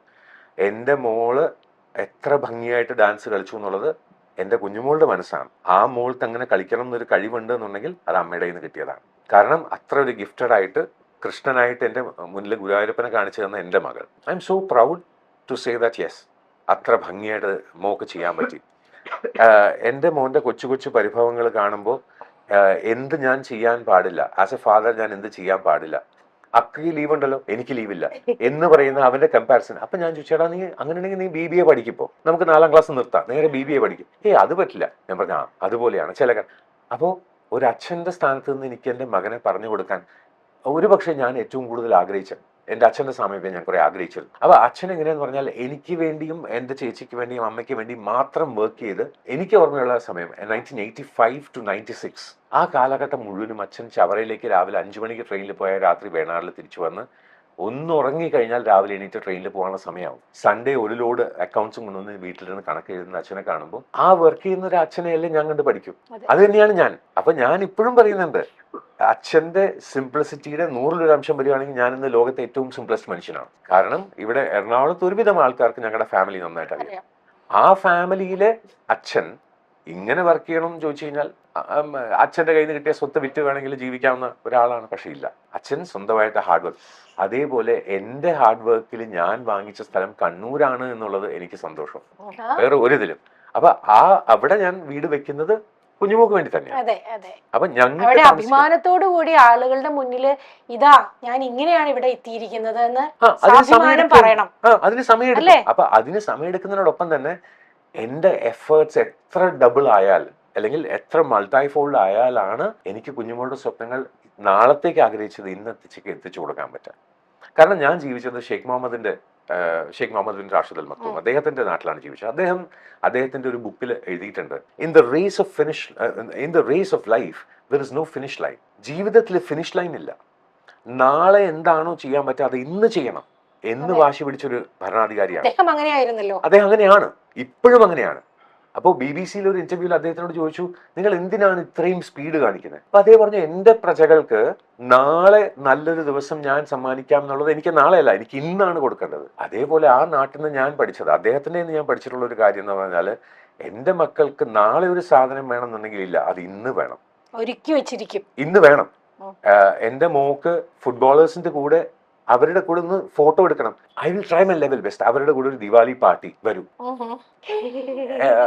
അപ്പൊ അങ്ങനെ എനിക്ക് ചെയ്യാൻ പറ്റുന്ന എൻ്റെ മക്കൾക്കും എൻ്റെ കുഞ്ഞുമൊക്കും എൻ്റെ കുടുംബത്തിനും എൻ്റെ അച്ഛനും എൻ്റെ അമ്മയ്ക്കും എൻ്റെ അനിയത്തിക്കും എൻ്റെ ചേച്ചിക്കും അവർക്ക് എനിക്ക് എന്ത് ചെയ്യാൻ പറ്റും എന്ന് മാത്രമേ ആലോചിക്കൂ. അവരെനിക്ക് എന്ത് തന്നു എന്നുള്ളത് എൻ്റെ വിഷയമല്ല. അവർ തരുന്നുണ്ട്, എനിക്ക് ഒത്തിരി സ്നേഹം തരുന്നുണ്ട്. കുഞ്ഞുമോ ഭർത്താവ് എന്നുള്ള സ്ഥാനം തരുന്നുണ്ട്, സ്നേഹം തരുന്നുണ്ട്. എൻ്റെ മകൾ എനിക്ക് ആ 2 നേരത്തില് ഒരിക്കൽ ഞാൻ ആഹാരം കൊടുത്തപ്പോഴും ഇന്നലെ എനിക്ക് ആഹാരം തന്നപ്പോഴും ഞങ്ങൾ തമ്മിലുള്ള എല്ലാ കാര്യങ്ങളും പറഞ്ഞു തീർത്ത ആ ഒരു താങ്ക്സിൽ മാത്രമാണ്. എൻ്റെ മോന് അവന് റൊണാൾഡോവിന്റെ ജേഴ്സിയാണ് ഇഷ്ടം, നമ്പർ 7 വേണം, ഓക്കെ, അവന് ആ ജേഴ്സി വേണം. ഫുട്ബോൾ വേണം, ഓക്കെ. റോബോട്ടിക്സ് വേണം. അവൻ എന്താണ് എത്തിക്കാനുള്ളത് അത് ഞാൻ ഇങ്ങനെ ശ്രമിക്കുന്ന സമയത്ത് ഒരു പക്ഷേ ഞാൻ എൻ്റെ അച്ഛൻ എന്നെ സ്നേഹിച്ച് അച്ഛൻ ലൈഫ് മുഴുവനും അച്ഛന് യൂണിഫോമിന് കിട്ടുന്ന തുണി എനിക്ക് ഡ്രസ്സ് തയ്ക്കാൻ വേണ്ടിയിട്ട് നീ ഇത് തെച്ചോ എന്ന് പറഞ്ഞ് എനിക്ക് തരുന്ന അച്ഛൻ, 1 വർഷം കൂടെ അച്ഛൻ പഴയ യൂണിഫോം യൂസ് ചെയ്തിട്ട് ആ പുതിയ ക്ലോത്ത് എനിക്ക് തരുന്ന അച്ഛന്, ആ അച്ഛൻ്റെ മകനാവണം ഞാൻ. എൻ്റെ മകന് ഞാൻ അങ്ങനെ ഒരു അച്ഛനാവണം. അവർ വളർന്നു വരുമ്പോൾ അവർ കാണണം, ഓ ഇങ്ങനെയാണല്ലേ അച്ഛൻ ഉണ്ടാവണ്ടേ, ഓ ഇങ്ങനെയാണല്ലേ അമ്മ ഉണ്ടാവണ്ടേ എന്നല്ലേ അവർ പഠിക്കട്ടെ. ഇന്ന് സൊസൈറ്റി കാണിക്കുന്നത് എന്ത് മണ്ടത്തരാണ്. ഇന്നലെ ഗുരുവായൂർ അമ്പലത്തിൽ ഒരാൾ ഫോട്ടോ എടുക്കാൻ വന്നിട്ട് അയാൾ പറയാം, അടുത്ത ആഴ്ച ഞാൻ ഗൾഫിൽ പോവുക എന്ന് പറഞ്ഞ് ആടിയാണെങ്കിൽ നിന്ന് ഫുൾ ഫിറ്റാണ്. ഞാൻ പറഞ്ഞു, മോനെ നീ ചെന്ന് കഴിഞ്ഞിട്ട് ഇത്രയും അവിടെ അടിക്കരുത്, കാരണം നല്ല പൈസ പോകും. അത്രയ്ക്ക് അടിച്ചിട്ടാണ്. ഇപ്പോൾ മക്കള് they take pride in saying that, oh, I went for a rave party, my mom likes it. എന്ത് ജാടയത്, ഏത് ലോകത്താണ് നമ്മൾ ജീവിക്കുന്നത്? അവിടെയും ഞാൻ പിന്നെയും പറയും, ഈന്റെ പൊഴുതൻ പെരുത് വക്കം തൻ മകൻ സാൻട്രോളിന്റെ കേട്ടതാ. എന്റെ മകൻ നല്ലവനാണ് എന്ന് കേൾക്കാൻ വേണ്ടി കൊതിച്ചിരിക്കുന്നതാണ് ഒരു അമ്മ. അല്ലാതെ കുടിച്ച് കൂത്താടി റോഡ് സൈഡിൽ ചെന്ന് അവിടെ തോന്നിയ മാസം കാണിച്ച് പോലീസുകാർ പിടിച്ചുകൊണ്ട് പോയിട്ട് അവിടെ നിന്ന് ഇറക്കിക്കൊണ്ട് വരുന്നതല്ല വേണ്ട. അപ്പൊ അവിടെ എനിക്ക് എന്തൊക്കെ ചെയ്യാൻ പറ്റുമോ, ആസ് എ പേഴ്സൺ എനിക്ക് എന്തൊക്കെ ചെയ്യാൻ പറ്റുമോ അത് മാക്സിമം ഞാൻ ചെയ്തിരിക്കും. അച്ഛൻ എന്നുള്ള റോൾ ആഘോഷിച്ചുകൊണ്ടിരിക്കുകയാണ് അല്ലേ? അത് അതല്ലേ ശരിയല്ലേ? ഞാനതാ പറഞ്ഞ നല്ലൊരു അച്ഛനാണ്, നല്ലൊരു ഭർത്താവാണ്, അതെ, അദ്ദേഹത്തിന് പറഞ്ഞിട്ട് മതി വരുന്നില്ല. സത്യം പറഞ്ഞാല് ഞാനേ ഒരു ഇന്റർവ്യൂല് ഏട്ടൻ കരയുന്നത് ഞാൻ കണ്ടിട്ടില്ല. ആദ്യമായിട്ട് കാണുന്ന അല്ല, ഇന്ന് സത്യങ്ങളാണ്. എനിക്ക് തോന്നുന്നു ക്രിസ് പലപ്പോഴും ഇരിക്കുന്ന ആരുടെ മുന്നിലാണോ ഇരിക്കുന്നത്, ഒരുപാട് ആങ്കേഴ്സ് വന്ന് സംസാരിക്കും. പക്ഷെ ക്രിസിന്റെ ഒരു 25 വർഷം മുമ്പുള്ള ക്രിസിനെ അറിയുന്ന ഒരാളാണ് ഇന്ന് മുന്നിലിരിക്കുന്ന ഞാൻ. എനിക്ക് ആ ക്രിസിനെ അറിയാം. പിന്നെ ക്രിസ് കടന്നു വന്ന വഴികൾ കുറെ അറിയാം. പിന്നെ എവിടെയോ നമ്മൾ കാണാതായി, ബ്രേക്കായി. കാരണം ക്രിസ് ഇവിടുന്ന് ദുബായിലേക്ക് പോയ ശേഷം പിന്നെ നമ്മൾ ആരും കാണുന്നില്ല. പിന്നീട് നമ്മൾ കേൾക്കുന്ന കാര്യങ്ങൾ വേദനിക്കുന്ന കാര്യങ്ങളാണ്. സ്നേഹമില്ലാത്തൊരു കമ്പാനിയൻ ആയിരുന്നില്ല ക്രിസിന്റെ അവിടെയും. സ്നേഹമുണ്ടായിരുന്നു. പക്ഷെ ചില സ്നേഹം മാത്രം ഉണ്ടായി ജീവിക്കാൻ പറ്റില്ലല്ലോ ക്രിസ്. സ്നേഹിച്ചതുകൊണ്ട് മാത്രം ജീവിക്കാൻ പറ്റില്ല. അതിന്റെ കൂടെ ഒരുപാട് കാര്യങ്ങൾ കൂടെയുണ്ട്. അതുകൊണ്ടാണ് ഞാൻ തുടക്കത്തിൽ ഞാൻ പറഞ്ഞത്, ഇത് ഇരിക്കുന്നത് എന്റെ കുഞ്ഞുമോളാണെങ്കിലും ഇത് ദിവ്യ ക്രിസ് അല്ല, ഇത് ദിവ്യ ശ്രീധറാണ്. അതെ, ആ വ്യക്തിയെ വ്യക്തിയായി തന്നെ കാണുക. എങ്ങനെയാണോ തങ്കമ്മയ്ക്ക് ജനിച്ച മകൾ, ശ്രീധരൻ ജനിച്ച മകൾ എങ്ങനെയാണോ അവരുടെ മകളായിട്ട് ജീവിതകാലം മുഴുവനും ഉണ്ടാവേണ്ടത്, അങ്ങനെ തന്നെ ഉണ്ടാവണം. അവർക്കൊരിക്കലും ഒരു കുറവുണ്ടാവരുത്. ഞാൻ കാരണം അവരുടെ മകളെ തട്ടിപ്പറിച്ചു എന്നുള്ള പേര് വരരുത്. സതീശന് നല്ലൊരു പെങ്ങളായിട്ട് എന്നും കൂടെ ഉണ്ടാവണം, അതിനും ഞാൻ കൂടെ ഉണ്ടാവും. അപ്പൊ ആ ഇൻഡിവിജ്വാലിറ്റി എത്രത്തോളം കാലം നിലനിർത്താൻ, എന്റെ മക്കൾക്ക് സതീഷ് മാമൻ എന്ന് പറയുമ്പം അവർക്ക് അഭിമാനം ഉണ്ടാവണം, അതിന് ഞാൻ കൂടെ ഉണ്ടാവണം. അല്ലാതെ ഞാൻ കുഞ്ഞുമോളോട് നിന്റെ ആങ്ങളെ കണ്ടോ എന്ന് പറഞ്ഞ് കുറ്റം പറയുന്ന ഒരു ശരാശരി നമ്മുടെ നാട്ടിൽ കാണുന്ന വെറും ഒരു മലയാളി ഭർത്താവാൻ എനിക്ക് താല്പര്യമില്ല. കാരണം എന്റെ ഭാര്യയുടെ സഹോദരൻ എന്ന് പറഞ്ഞു കഴിഞ്ഞാൽ അവർ ഒരുമിച്ച് ജീവിച്ചതും ഓണത്തിന് ഒരുമിച്ച് പൂ പറിക്കാൻ പോയതും ഒരുമിച്ച് ഒരു അമ്മയുടെ കയ്യിൽ നിന്ന് ചോറ് വാങ്ങിച്ച് കഴിച്ചതുമാണ്. ഞങ്ങളിപ്പോൾ ഓണത്തിന്റെ ഒരു ആർട്ടിക്കിൾ എഴുതാൻ വേണ്ടി എൻ്റെ അടുത്ത് പറഞ്ഞപ്പോൾ ഞാൻ പറഞ്ഞത്, ഞാൻ ഫാമിലിയായിട്ട് എഴുതാം. എന്നിട്ട് എൻ്റെ മക്കളോട് ഞാൻ ചോദിച്ചു, നിങ്ങൾക്ക് ഓണം എന്താണ്? കുഞ്ഞുമോളോട് ചോദിച്ചു ഓണം എന്താണ്? അങ്ങനെ ഒരു ആർട്ടിക്കിൾ എഴുതിയിട്ട് ഫ്രം മൈ ഫാമിലി എന്നാണ് ആ ആർട്ടിക്കിൾ എഴുതിയത്. അതുപോലും ഒരുമിച്ചാണ്. ഈ ഇന്റർവ്യൂവിന് ക്രിസ് വരുന്നു എന്ന് പറഞ്ഞപ്പോൾ ഇവിടുന്ന് ഇതിന്റെ ഈ ഷോയുടെ പുറകിൽ പ്രവർത്തിക്കുന്നവർ, ഡയറക്ടറും ഒക്കെ എൻ്റെ അടുത്ത് പറഞ്ഞു ക്രിസ് ആണ് വരുന്നതെന്ന് പറഞ്ഞു. അതിനുശേഷം പറഞ്ഞു ക്രിസും ദിവ്യ ഉണ്ടാവും, ചേച്ചിയല്ലേ ഇന്റർവ്യൂ ചെയ്യുന്നത്, ക്രിസും ദിവ്യ ഉണ്ട്. നമ്മൾ വളരെ നല്ല കാര്യം. നമുക്ക് കാരണം അതൊരു റൈറ്റ് കോമ്പിനേഷൻ ആണ്. ഇപ്പൊ ക്രിസ് മാത്രം പറയുന്ന കാര്യങ്ങൾ കേട്ട് കഴിഞ്ഞാൽ ദിവ്യയെ പറ്റി അറിയാൻ പറ്റില്ല. ദിവ്യ മാത്രം പറയുന്ന കാര്യങ്ങൾ കേട്ടാൽ ക്രിസിന്റെ അറിയാൻ പറ്റില്ല. ഈ ഒരു വ്യത്യസ്തതയാണ് നിങ്ങളെ ഒരുമിച്ച് നിർത്തുന്നത്. ഈ അടുത്ത കാലത്ത് കുഞ്ഞുമോള് സംസാരിച്ച എന്നെ കുറിച്ച് മാത്രവും, ഞാൻ സംസാരിച്ച കുഞ്ഞുമോളെ കുറിച്ച് അല്ല ഞാൻ കുറെ വീഡിയോസ് കണ്ടു. അപ്പൊ എനിക്ക് തോന്നിയ ഒരു കാര്യം, നിങ്ങൾ ഒരുമിച്ചിരുന്ന നിങ്ങളുടെ ഓരോരുത്തരുടെ ജീവിതത്തെക്കുറിച്ചും നിങ്ങൾ എങ്ങനെ ഒരുമിച്ചു, ആ ഒരുമിക്കുമ്പോൾ ഉണ്ടാവുന്ന ഭംഗിയെക്കുറിച്ചും. ഇതൊരു സൗന്ദര്യമാണല്ലോ, ആ സൗന്ദര്യം നിലനിർത്തിക്കൊണ്ടു പോകാനും പറ്റും. നമ്മൾ നമ്മുടെ പോസിറ്റിവിറ്റി നമ്മുടെ ഉള്ളിലുണ്ടായാലേ നമുക്കത് ചുറ്റും കൊടുക്കാൻ പറ്റുള്ളൂ, അല്ലേ? ആ ഒരു പോസിറ്റിവിറ്റി കുടുംബത്തിനകത്തും പുറത്തും ഒക്കെ നിങ്ങൾ നിറച്ചു കൊടുത്തുകൊണ്ടിരിക്കുകയാണ്. അതെ, നമ്മളോട് പറയും ചെയ്തല്ലേ, നിങ്ങളെ കാണുമ്പോൾ നമുക്കൊരു പോസിറ്റീവ് എനർജിയാണ്. ഇന്നലെ ഗുരുവായൂർ അവിടുന്ന് കുറേ ആൾക്കാർ, ഒരാൾ പോലും നമ്മളെ അടുത്ത് വരാറുണ്ടില്ല, നമ്മളെ കെട്ടിപ്പിടിക്കുക, ഉമ്മ തരിക. അയ്യോ, ഒരു വയസ്സായ ലേഡി ഇന്ന് രാവിലെ കുഞ്ഞുങ്ങളുടെ കയ്യിൽ ഇങ്ങനെ പിടിച്ചിട്ട് പറഞ്ഞു, അത് കഴിഞ്ഞിട്ട് അവർ കൈ പിടിച്ചിട്ട് പറഞ്ഞു, എനിക്ക് ഒത്തിരി സന്തോഷം നിങ്ങളെ കാണണമെന്ന് ആഗ്രഹിച്ച. എന്നിട്ട് നോക്കിയിട്ട് എന്റെ ജീവിതവും ദിവ്യയുടെ ജീവിതം പോലെയാണ്. അപ്പൊ അവര് പറയാതെ പറയുന്നത് അവരുടെ കണ്ണിൽ വായിക്കാൻ സാധിക്കും. അവിടെ ഒരു പക്ഷേ അവർക്ക് ഇങ്ങനെ ഒരു ജീവിതം ഉണ്ടായിരുന്നെങ്കിൽ എന്ന് ആലോചിച്ച് അവർ സന്തോഷിക്കുന്നതായിരിക്കാം, അല്ലെങ്കിൽ അതുപോലെ തന്നെ അവർക്കൊരു ജീവിതം വന്നതായിരിക്കാം. ഏതായാലും നല്ലത്. അങ്ങനെയല്ലേ ക്രിസ്? നമ്മൾ പലപ്പോഴും നമ്മൾ സിനിമ കാണുമ്പോഴും പുസ്തകം വായിക്കുമ്പോഴും ഒക്കെ ഓരോ കഥാപാത്രങ്ങളും നമ്മുടെ മുന്നിൽ വരുമ്പോൾ നമ്മുടെ ജീവിതമായിട്ട് നമ്മൾ എങ്ങനെയെങ്കിലും അത് കണക്ട് ചെയ്തുകൊണ്ടിരിക്കും. അത് നമ്മൾ അൺനോയിങ്ലി സംഭവിക്കുന്ന ഒരു കാര്യമാണ്. അതുപോലെ തന്നെ നമ്മൾ ആഗ്രഹിക്കുന്ന തരത്തിലൊരു ഹസ്ബൻഡും വൈഫും ജീവിക്കുന്ന കാണുമ്പോൾ നമ്മൾ സന്തോഷിക്കും. ഇതാണ് ജീവിതം. നല്ല മനസ്സുള്ളവര് അല്ല, നല്ല മനസ്സുള്ളവര് കാണുമ്പോ അല്ല, നിങ്ങൾ ഒത്തിരി ഇഷ്ടമാണ്, വീഡിയോസ് ഒക്കെ കാണലുണ്ട്. പക്ഷെ നിങ്ങൾ സ്നേഹിക്കുന്ന കാണുമ്പോൾ ചെറിയൊരു അസൂയൊക്കെ വരുന്നുണ്ട്. ഇങ്ങനെ സ്നേഹിച്ചു ഞാൻ പറഞ്ഞു, നിങ്ങൾക്ക് അസൂയ വന്നു, പക്ഷെ ആ അസൂയ തെറി പറയാനാണ്. അസൂയ വന്നാലും ഈ പറഞ്ഞതുപോലെ അത് വേറൊരു തലത്തിലേക്ക് പോകരുത്, അതൊരു നന്നായി ഇരിക്കട്ടെ എന്ന് മനസ്സിൽ എന്റെ 2 കരുതിക്കൊണ്ടായിരിക്കണം. അമ്മമാര് വന്ന് കരഞ്ഞു, ഏട്ടനെ ഇങ്ങനെ ചേർത്ത് പിടിച്ച് കരഞ്ഞിട്ട്, എന്തിനാ മക്കളെ നിങ്ങൾ പിരിയുന്നു, നിങ്ങൾ പിരിയല്ലേ. ഓ, അത് അങ്ങനെയൊക്കെ അറിയില്ല, പറയണ്ടോ? അതങ്ങനെ യൂട്യൂബില്. അമ്മമാർക്ക് ടെൻഷൻ, നല്ല പ്രായമുണ്ട്. യൂട്യൂബില് ക്യാപ്ഷൻ ഇടുന്നത് ഇവർ നിങ്ങൾ പിരിയല്ലേ, Thumbnail ഒരിക്കലും വരുന്നത് പിരിയല്ലേ. അതൊക്കെ. ഞാൻ പറഞ്ഞു, അയ്യോ നമ്മൾ പിരിയില്ല, അത് ആരോ എഴുതി വെച്ചതാണ്. ചേട്ടൻ കരഞ്ഞവര് വന്നിട്ട്. അപ്പൊ ആ പോസിറ്റിവിറ്റിയാണ്. ഞാനത് കംപ്ലീറ്റ് ചെയ്തില്ല, അതിന്റെ ഇടയിൽ പുതിയ കഥകൾ അത് കഥകൾ വന്നു. ഞാൻ പറഞ്ഞത് ഡാൻസിന്റെ കാര്യമാണ്, ഞാൻ ഇങ്ങനെ പോയത്. എനിക്കൊരു മെസ്സേജ്, ഇത്ര ലെങ്ത്തിൽ ഒരു മെസ്സേജ്, ആരാണെന്നൊന്നും ഞാൻ പറയുന്നില്ല, അറിയുന്ന ആളാണ്, ഞാൻ അറിയുന്ന ആളാണ്, എല്ലാവർക്കും അറിയാം. ആ. അപ്പൊ ഞാൻ പറഞ്ഞു, എനിക്കറിയില്ല ഡാൻസ്, അറിയില്ല. ഞാൻ മോഹിനിയാട്ടം അല്ല കളിച്ചത്, സെമി ക്ലാസിക്കൽ ആണ് കളിച്ചത്. രജനി ടീച്ചറാണ് പഠിപ്പിച്ചത്. എൻ്റെ അടുത്ത് പറഞ്ഞു, മോഹിനിയാട്ടം അല്ല ദിവ്യ, ഫസ്റ്റ് ടൈം അല്ലേ കളിക്കുന്നത്. അപ്പൊ മോഹിനിയാട്ടത്തിൽ അത് ചെയ്യാൻ പാടാണ്. എന്നുവെച്ചാൽ എനിക്ക് മുട്ട് നല്ല വേദനയാണ്, എനിക്ക് ബോഡി നല്ല പെയിനാണ്, അറിയാൻ വേണ്ട, ഒന്ന് തൊട്ടാൽ പോലും വേദന എടുക്കുന്ന ഒരു ശരീരമാണ് എൻ്റെത്. അപ്പൊ മക്കൾ പോലും എന്നെ പറയാം, തൊടാൻ പോലും പറ്റൂല, നമുക്ക് വേദനയാണ്. അത്രയും സമയം അരമണ്ഡലത്തിൽ അപ്പൊ എനിക്ക് പറ്റൂല അത്. അപ്പൊ ടീച്ചർ പറഞ്ഞു, സെമി ക്ലാസിക്കൽ ആയിട്ട് നമുക്ക് കളിക്കാം, ആഗ്രഹമല്ലേ. ഞാൻ പറഞ്ഞു, എന്റെ ആഗ്രഹമാണ്, ഇത് മതി എനിക്ക്, ഇത് ഏട്ടന് കൊടുക്കാം, ഒരു ഗിഫ്റ്റ്, കണ്ണന്റെ മുമ്പിൽ കൊടുക്കാൻ എനിക്കൊരു ഗിഫ്റ്റ്, അത് മതി. അതില് എനിക്കത് തെറ്റ് പറ്റുമോ ഒന്നും ഞാൻ നോക്കുന്നില്ല, ആളെന്ത് പറയോ ഒന്നും ഞാൻ നോക്കുന്നില്ല, എനിക്കത് ചെയ്താൽ മതി.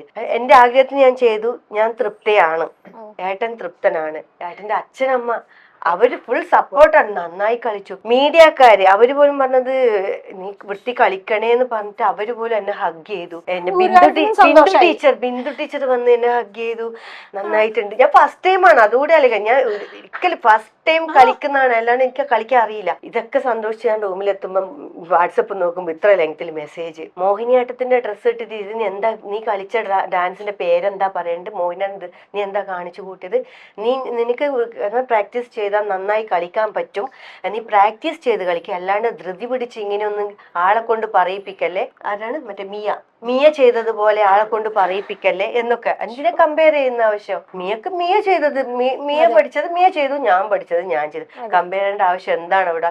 ഞാൻ പറയുന്നത് ഞാൻ പഠിച്ചില്ല, മോഹിനിയാട്ടം അല്ല കളിച്ചത്, അതൊരു ഡാൻസ് ടീച്ചറാണ്. എനിക്ക് മനസ്സിലായി, പറയണ്ട ഇനി.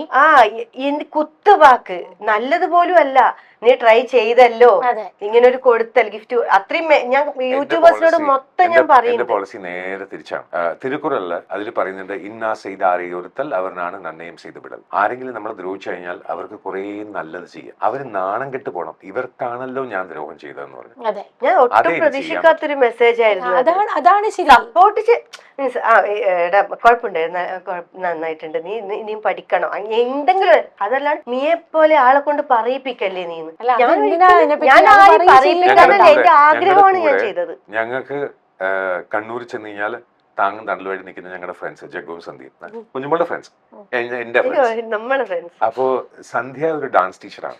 അവര് സ്റ്റേജിൽ വന്ന് പെർഫോം ചെയ്യുന്ന ഗ്രേസ് കണ്ടിട്ട് ഞങ്ങൾ ഇങ്ങനെ നിൽക്കുന്ന സമയത്ത് അവര് വന്നിട്ട് നീ നന്നായിട്ട് കളിച്ചു എന്ന് പറയുമ്പം ആ ഗുരുവിന് എനിക്ക് റെസ്പെക്റ്റ് ആണ്. കാരണം നീ എൻ്റെ അടുത്ത് പഠിച്ചില്ല, അതുകൊണ്ട് നീ മോശമായിട്ടാണ് കളിച്ചത് എന്ന് പറയുന്ന വളരെ ചീപ്പായിട്ടുള്ള യൂത്ത് ഫെസ്റ്റിവൽ ഗുരുക്കന്മാരല്ല. അല്ല, ഈ ആർട്ട് എന്ന് പറയുന്ന, കല എന്ന് പറയുന്നത് ഒരു എക്സ്പ്രഷൻ ആണ് അല്ലേ? അപ്പൊ ആ എക്സ്പ്രഷനിൽ ഈ ചാക്യാര് എക്സ്പ്രഷൻ ആയിരുന്നു അത്. അല്ല, മത്സരത്തിന് ഒന്നിനും അല്ലേ എന്റെ ആഗ്രഹം, എന്റെ ഏട്ടന് കൊടുക്കുന്ന ചാക്യാര് കളിയാക്കുന്നത് വരെ ഓട്ടംതുള്ളൽ വന്നിട്ട് എന്റെ മോളും എല്ലാരും സപ്പം, അമ്മ കളിച്ചില്ലേ, ഇത്ര കളിച്ചില്ലേ, അമ്മ ആര് പറയുന്നേന്ന് നോക്കണ്ട, അമ്മ ഇത്രയെങ്കിലും കളിച്ചില്ലേ, അമ്മ ഫസ്റ്റ് ടൈം ആണെന്ന് ആലോചിക്കണം.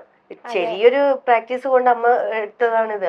അപ്പൊ അമ്മ അഭിമാനിക്കമ്മേ, നമുക്ക് ചെയ്യാൻ പറ്റിയല്ലോ എന്ന് അഭിമാനിക്കുന്നതായിട്ട് ലൈവായിട്ടായിട്ടും കേട്ടോണ്ടിരിക്കുന്നു. ദിവ്യ, എനിക്ക് തോന്നുന്നു നമ്മളിത് പറയുകയാണെങ്കിൽ ഒരുപാട് കാര്യങ്ങൾ പറയണേ. ക്രിസ്റ്റിനോട് സംസാരിച്ചാൽ ഞാൻ പറഞ്ഞതുപോലെ തീരില്ല. ഏതായാലും നമുക്ക് ഇത് ഈ ഒരു ഡിസ്കഷൻ ഇപ്പൊ തൽക്കാലം അവസാനിപ്പിക്കാം. എനിക്ക് തോന്നുന്നു പ്രേക്ഷകരെ സംബന്ധിച്ചിടത്തോളം കൃഷ്ണൻ എന്ന ക്രിസ്റ്റിനെയും ദിവ്യ, ഈ രണ്ട് കുഞ്ഞുമോൾ എന്ന ദിവ്യയും നിങ്ങളുടെ മുന്നിലേക്ക് എത്തുമ്പോൾ ഇവരുടെ ഉള്ളിൽ എന്തായിരുന്നു, ഇവർ കടന്നു വന്ന വഴികൾ എന്താണെന്നുള്ളത് നിങ്ങൾക്ക് മനസ്സിലായി. കുറ്റപ്പെടുത്താൻ വളരെ എളുപ്പമാണ്, എന്തൊക്കെ കാരണങ്ങൾ ഉണ്ടാവും നമുക്ക് കുറ്റപ്പെടുത്താൻ. പക്ഷെ ശരി കണ്ടുപിടിക്കാനും ഒരു മനസ്സ് വേണം, അതിന് തുറന്നൊരു മനസ്സ് വേണം. തുറന്നു വിടുന്ന തരത്തിലുള്ള മനസ്സിൽ നന്മയും സ്നേഹവും വേണം. അങ്ങനെ നന്മയും സ്നേഹവും നിങ്ങളുടെ മനസ്സിലുണ്ടെങ്കിൽ നിങ്ങൾ ഇങ്ങനെ കുറ്റപ്പെടുത്തില്ല എന്നുള്ളതാണ് എനിക്ക് പറയാനുള്ളത്.